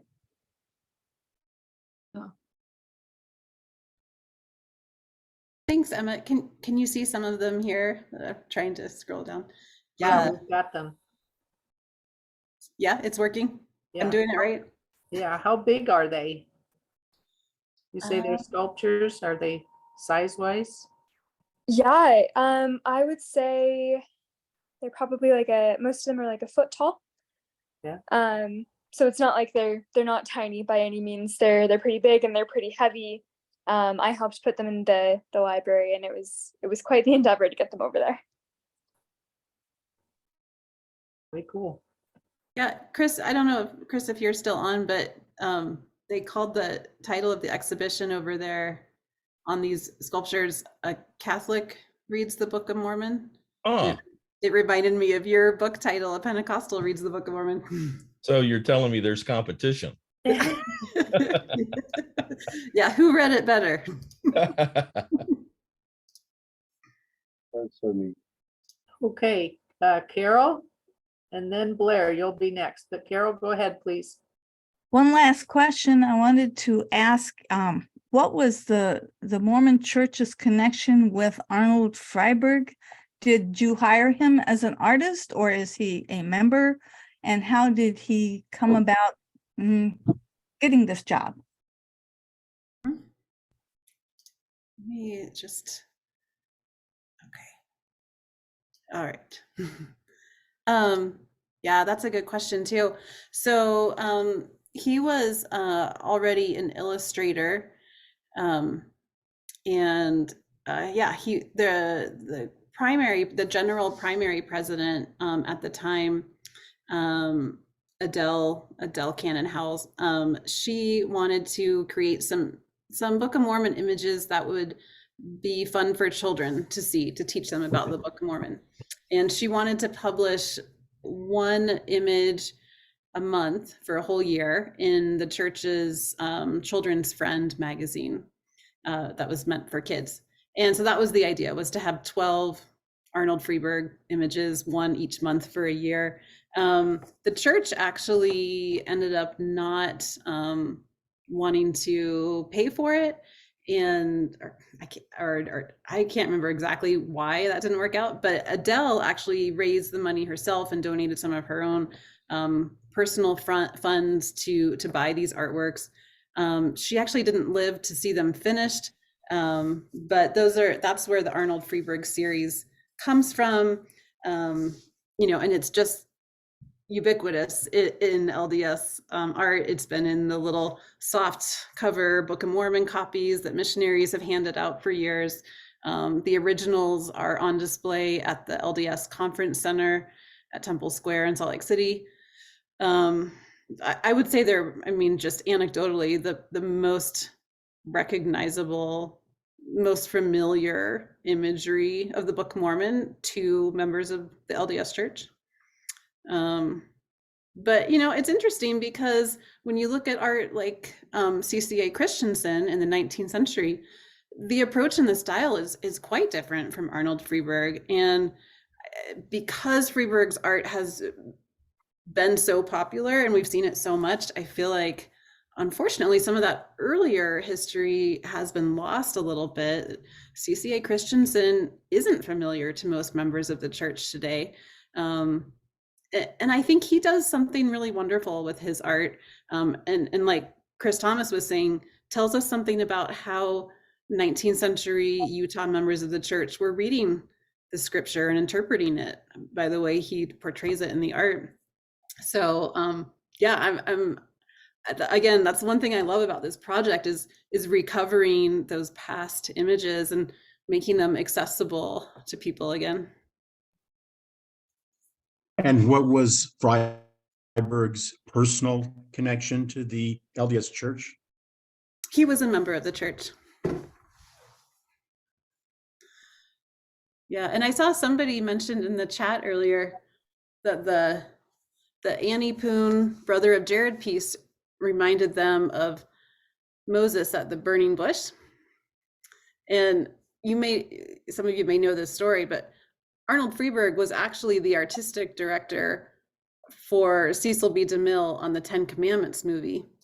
And when Cecil B. DeMille saw Freeberg's painting of the brother of Jared, with the finger of God touching the stones, he said, that's what I want Moses at the burning bush to look like. And so if you actually do a side-by-side comparison of a film still from the 10 Commandments burning bush scene with the Freeberg brother of Jared, they're almost identical. Like even the clothing, the turban kind of thing he has, and the fur, kind of animal fur, and the positioning. That was Freeberg that did both. Are you saying the brother of Jared looked like Charlton Heston? Exactly. That's, yes. Little known facts.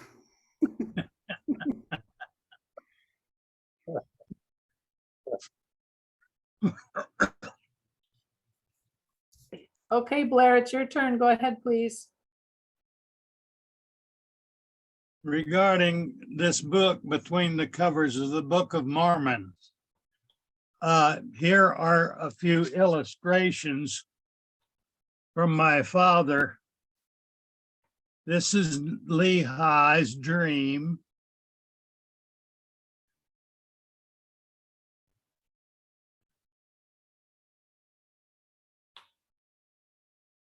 This is the people leaving the city of Nephi, going to Zarahemla. Hold it up just a little higher, Blair. Come the other way. There you go. And now talk.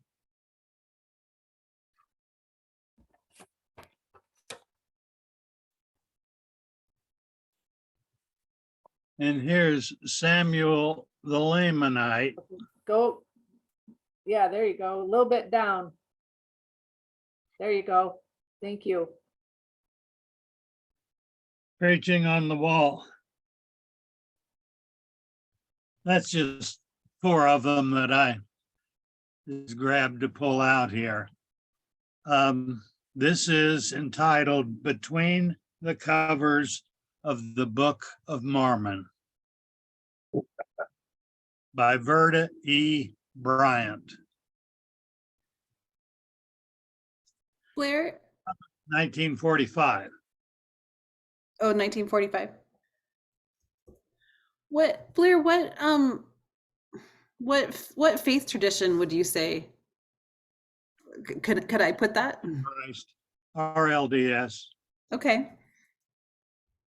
I saw my dad draw those pictures. I was about 11 years old. That is just fantastic. Thanks for sharing those. I love it. What a story too. I bet you could find a copy of that at the Restoration Bookstore here in Yep. Independence.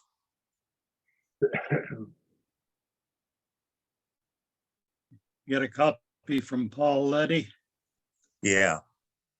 That's where I got mine originally. That was when Paul was still around. He's still around. Or who else was it? Oh, shoot. Anyway, but yeah, I bought it at the Restoration Bookstore. Aliza, it is indeed. Aliza, it is indeed on Amazon, but it's not shipping outside USA. And I'm in Ghent, from the Treaty of Ghent, Belgium. So I have a little problem.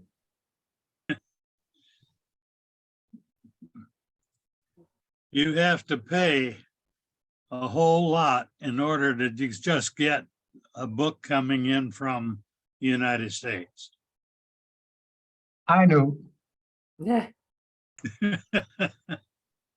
Okay, were you finished, Blair? I don't want to cut you off.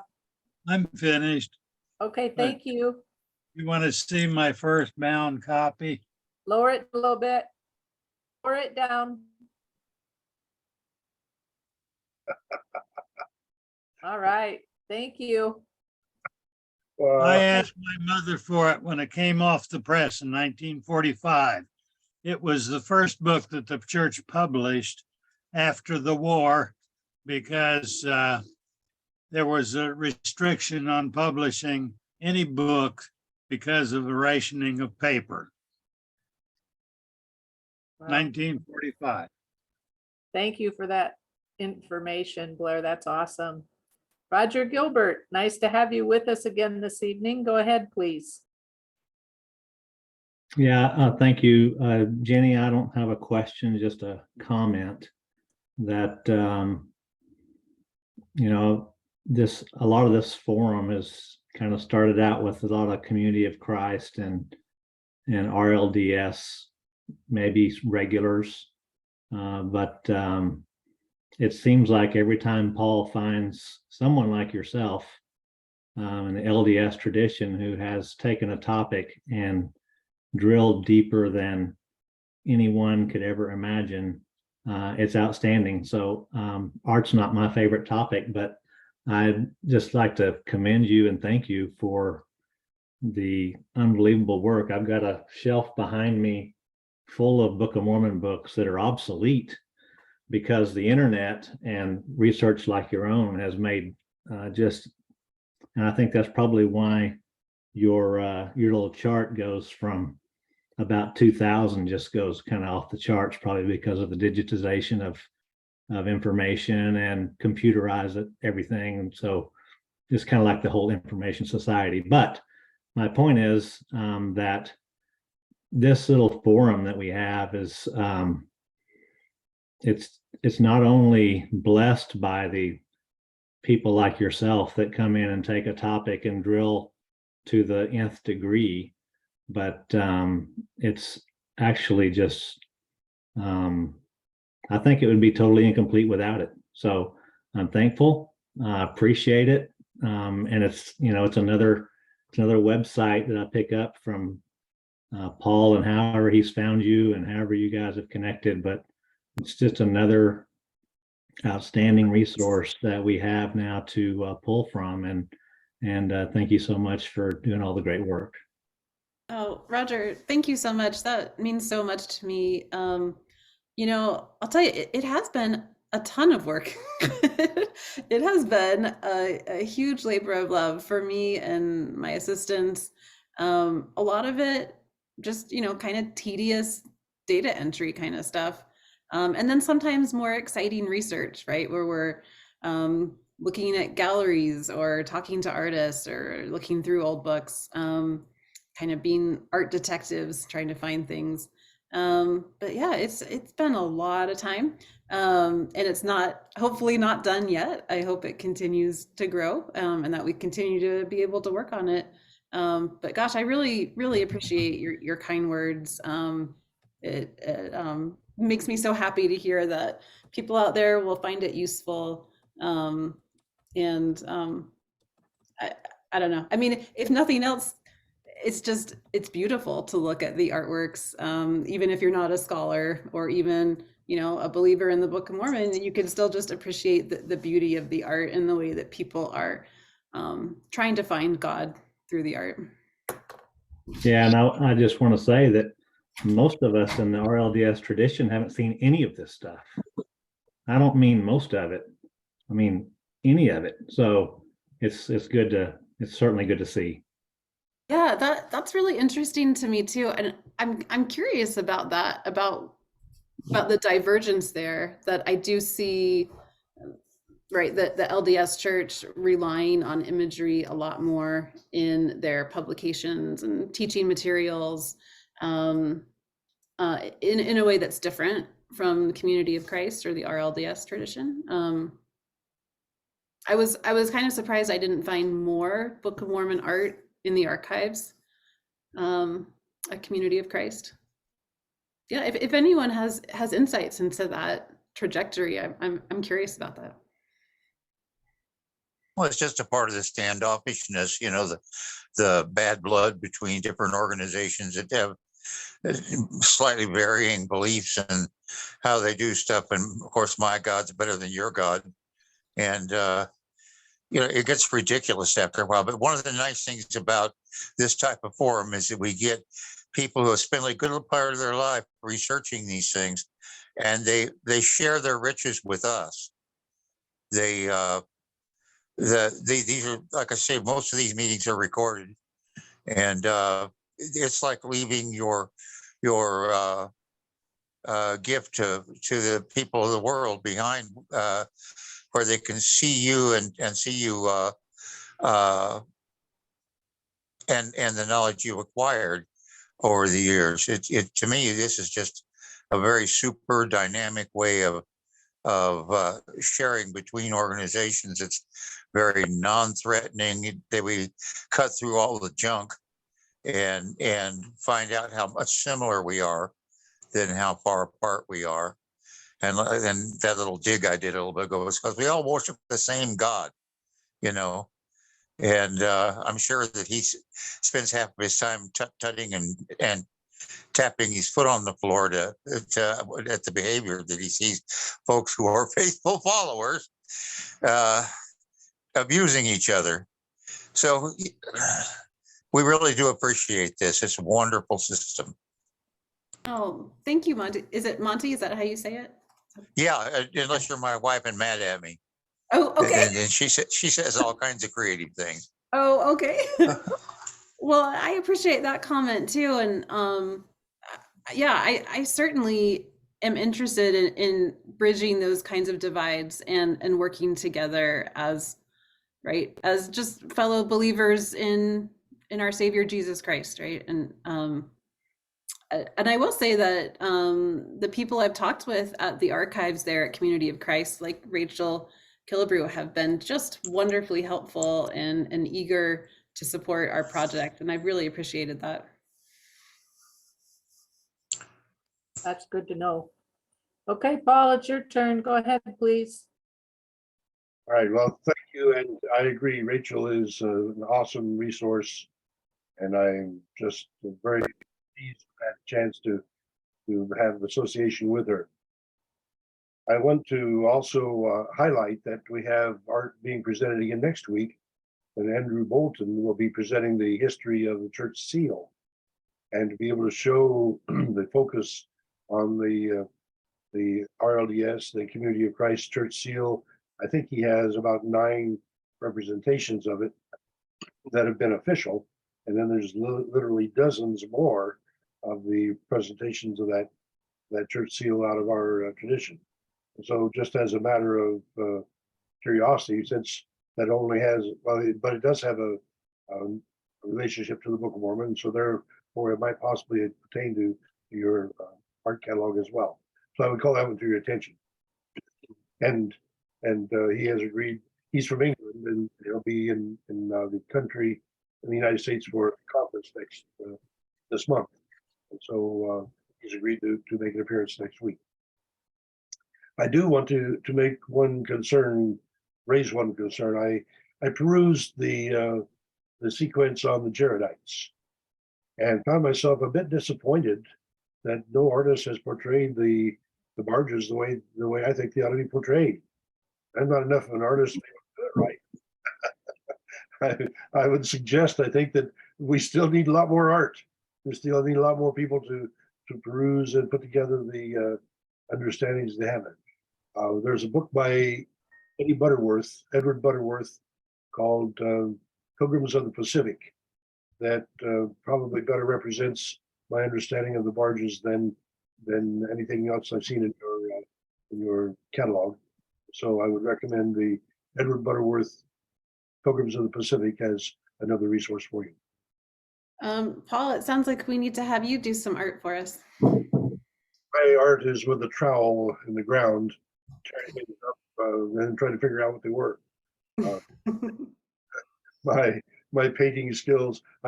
Rena and I competed for several years making paintings that we then tried to sell for Outreach International to fund the school in Haiti.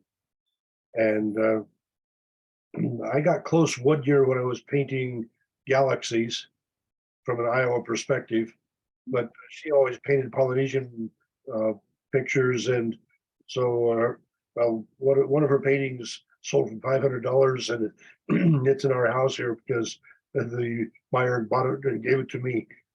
But just she was the artist, not me. I am in no position to try to compete. Okay. On to James Lucas. And by the way, Brother Lucas and Jonathan Neville will be presenting on the Urim and Thummim book that they just are producing, and that's 2 weeks from tonight. Go ahead, James. Okay, well, picking up on 2 points there quickly. First of all, I'd like to join the chorus of praise for Rachel Killebrew, because as I was researching this book that we'll be talking about in 2 weeks, she knows all, she is everywhere. I don't know, but anyway, she is absolutely incredible source and archivist and librarian, and was enormously helpful to me also. 2 questions. One is, and this is picking up on the Jaredite theme, do you have in your catalog any images of the totem poles from British Columbia that appear to portray barges? We do not. So that's one you might check into. I'm told that there are totem poles of Native American tribes in British Columbia, and that not only do they portray barge-like looking ships, but their tribal legends say that that's how their ancestors came to the Americas. So, in any case, but my main question was to also pick up on the theme that's been raised here. So you've been working with the Community of Christ Archives, and I'm sure if Rachel Killebrew can't find it, it doesn't exist. But I was wondering, and this is a question to the general group, did Graceland University have an art department, or does it have an art department? It's not in the past tense. And you know, was there any tradition at Graceland of producing Book of Mormon related art? And if you know, I guess to Jenny, did you reach out to Graceland University's art people to see if there was any, you know, that was a possible source? But Oh, these folks here include many Graceland alums, so I raised the question now because I'm thinking they might be able to pitch in some information for you. yeah, thanks, James. No, I haven't looked at that at all, and I'm so glad you brought it up. And yeah, if anyone does have an insight into that, please let me know. Thank you. Clark was one of the art teachers at Graceland. His brother Dewey is still alive, and they are Hawaiian in their background. And DeMel was profoundly influenced by the Book of Mormon. I don't know of specific art there, but the Clark family would be a good resource for you, I'm sure. Dewey Clark, Kawela Clark lives in Lamoni, and so he would, I'm sure, be able to supply you with access to some of the work that now is done. Thank you. Okay, those are my questions. Thank you, James. Okay, Val, it's your turn. Go ahead, please. I was glancing through the catalog and at some of the early pieces. One of the pieces is titled, I think it's in 1873 or thereabouts, The Baptism of Limhi. Mm-hmm. And can you say a little bit about the background on that? And a sort of related question. I don't think Limhi ever gets baptized in the Book of Mormon. I mean, he probably did, but it specifically says that Ammon didn't want to baptize him when he was with him. So he would have got baptized when they got back. Or maybe I'm misremembering if Limhi got baptized by Alma when they got there. I don't know if that's specifically referred to, but so that is that referring, is that, does that actually happen in the Book of Mormon that Limhi is described as being baptized?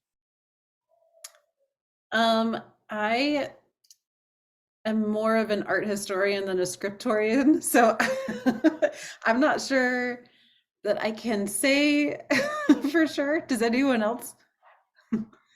We've got it listed as Mosiah 18 would be the reference. So I'd have to go look at it. Well, maybe it does say when they got back there that Limhi and his people were baptized. But I know that it says that Ammon, when they requested baptism, Ammon said that he didn't feel worthy to baptize them, so he didn't baptize them when they were still in the land of Nephi. That question I was going to ask, though, that's related is there much of the art that is like speculative about Book of Mormon times rather than depicting something that is actually described in the Book of Mormon? So there's a backstory all over the place in the Book of Mormon, and one could have sort of conjectural representations of that society and things going on in it that aren't explicitly described but fill in the backstory. Does that kind of thing happen much in the art tradition that you all been looking at? Yeah, it does. And I want to ask if any of my research assistants, Liz, I think Liz has some ideas here. Do you mind if I turn it over to her for a minute? Yeah, these are maybe what you were thinking of with this kind of thing, but we do have some images that I found on the DeviantArt website that I mentioned earlier, where it's like Captain Moroni on an armadillo, and you could tell it was just a kid who was like having fun with their interpretation, or it's like Abinadi as a praying mantis. And so it's obviously things that were not in the Book of Mormon, but people are taking creative liberties and having fun with it, because a lot of the images we have are coming from people who are either young or old or anywhere in between. And so it's people taking their own creative liberties with it. So maybe not the answer you expected, but there are some fun things if you scroll through it for long enough. Like the one I showed earlier where it's the Book of Mormon Legos. That definitely didn't happen, but people are having fun with it. I understood his question in kind of a different way. I don't know exactly what you intended, but we do have a number of other pieces that are based more in like Native American culture rather than just depicting a real story from the Book of Mormon. There's one that came to mind by Jody Livingston that's called Quetzalcoatl. I don't know how to say it, but I know it's like very traditional Native American things that aren't necessarily a specific story from the Book of Mormon. That's what I understood your question to mean, but also retweet to whatever Liz just said. I had a student in my first Book of Mormon class that I taught at Westerville, Ohio, who drew a large picture of the Tree of Life because I told them to try to create resources.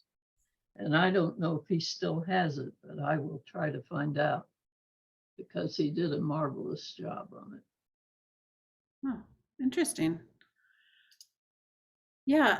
And just going back to Val's question too, I definitely think throughout the catalog you see people filling in the blanks. I mean, that's part of what art is in a way, right? Is we don't.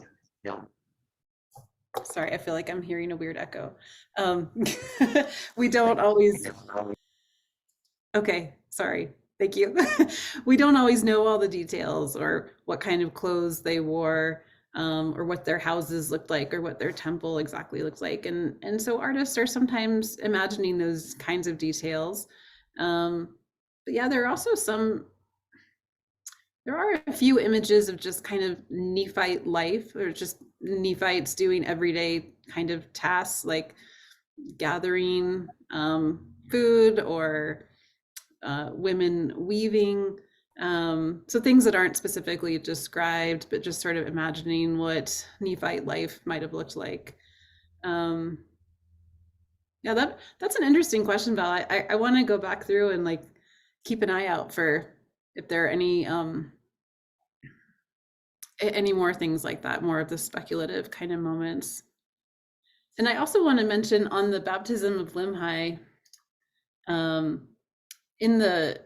if you look at the entry for that one, in the references I've listed Noel Carmack's article on George Reynolds' The Story of the Book of Mormon from the 1880s.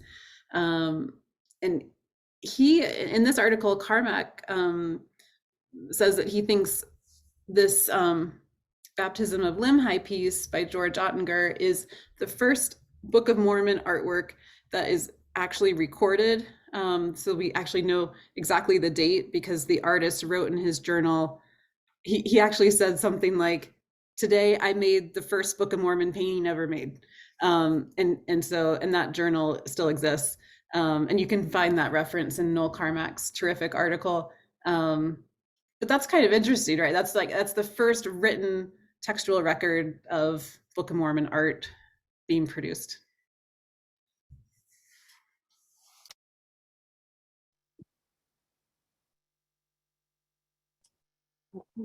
Paul, go ahead, please. I'd like to go back to Val's question about King Limhi. My recollection of reading of that is that there was no one available to with the authority to baptize, and so they deferred organizing the church.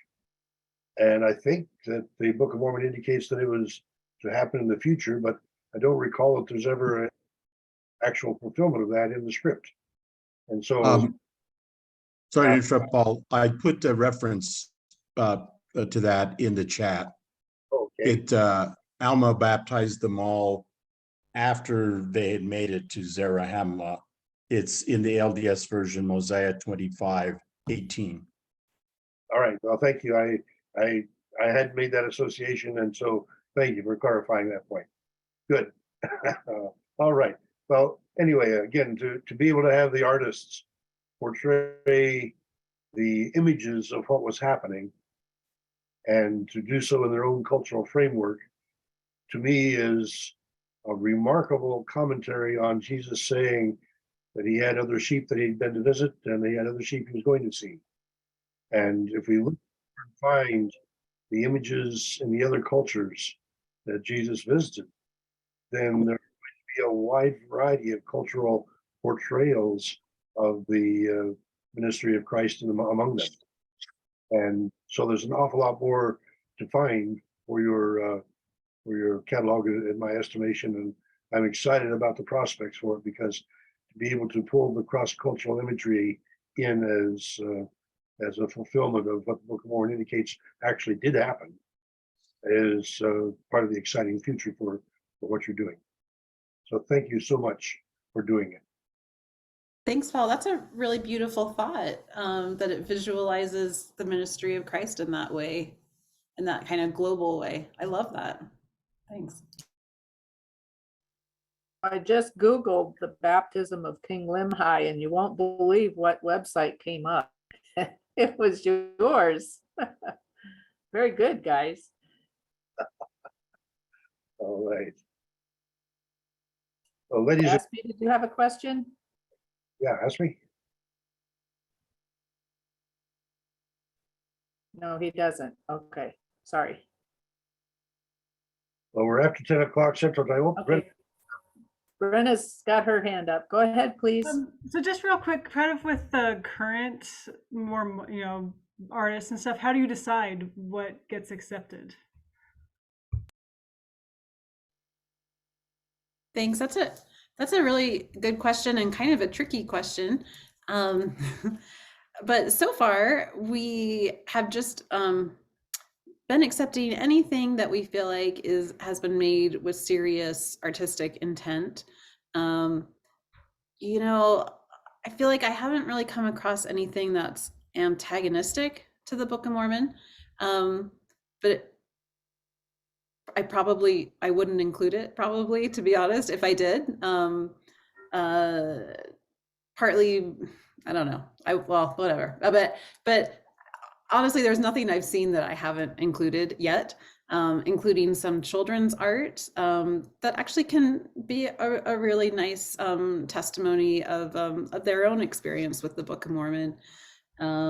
We have, like some of my assistants pointed out, we have cartoons and coloring book drawings and digital art and comic strips and just a real range of ways that people are engaging with it. But yeah, I would say, like if my 9-year-old drew a picture on the back of his Sunday school program, I'm probably not going to put that in. But but if it was something really done with artistic intent, yeah. Thanks.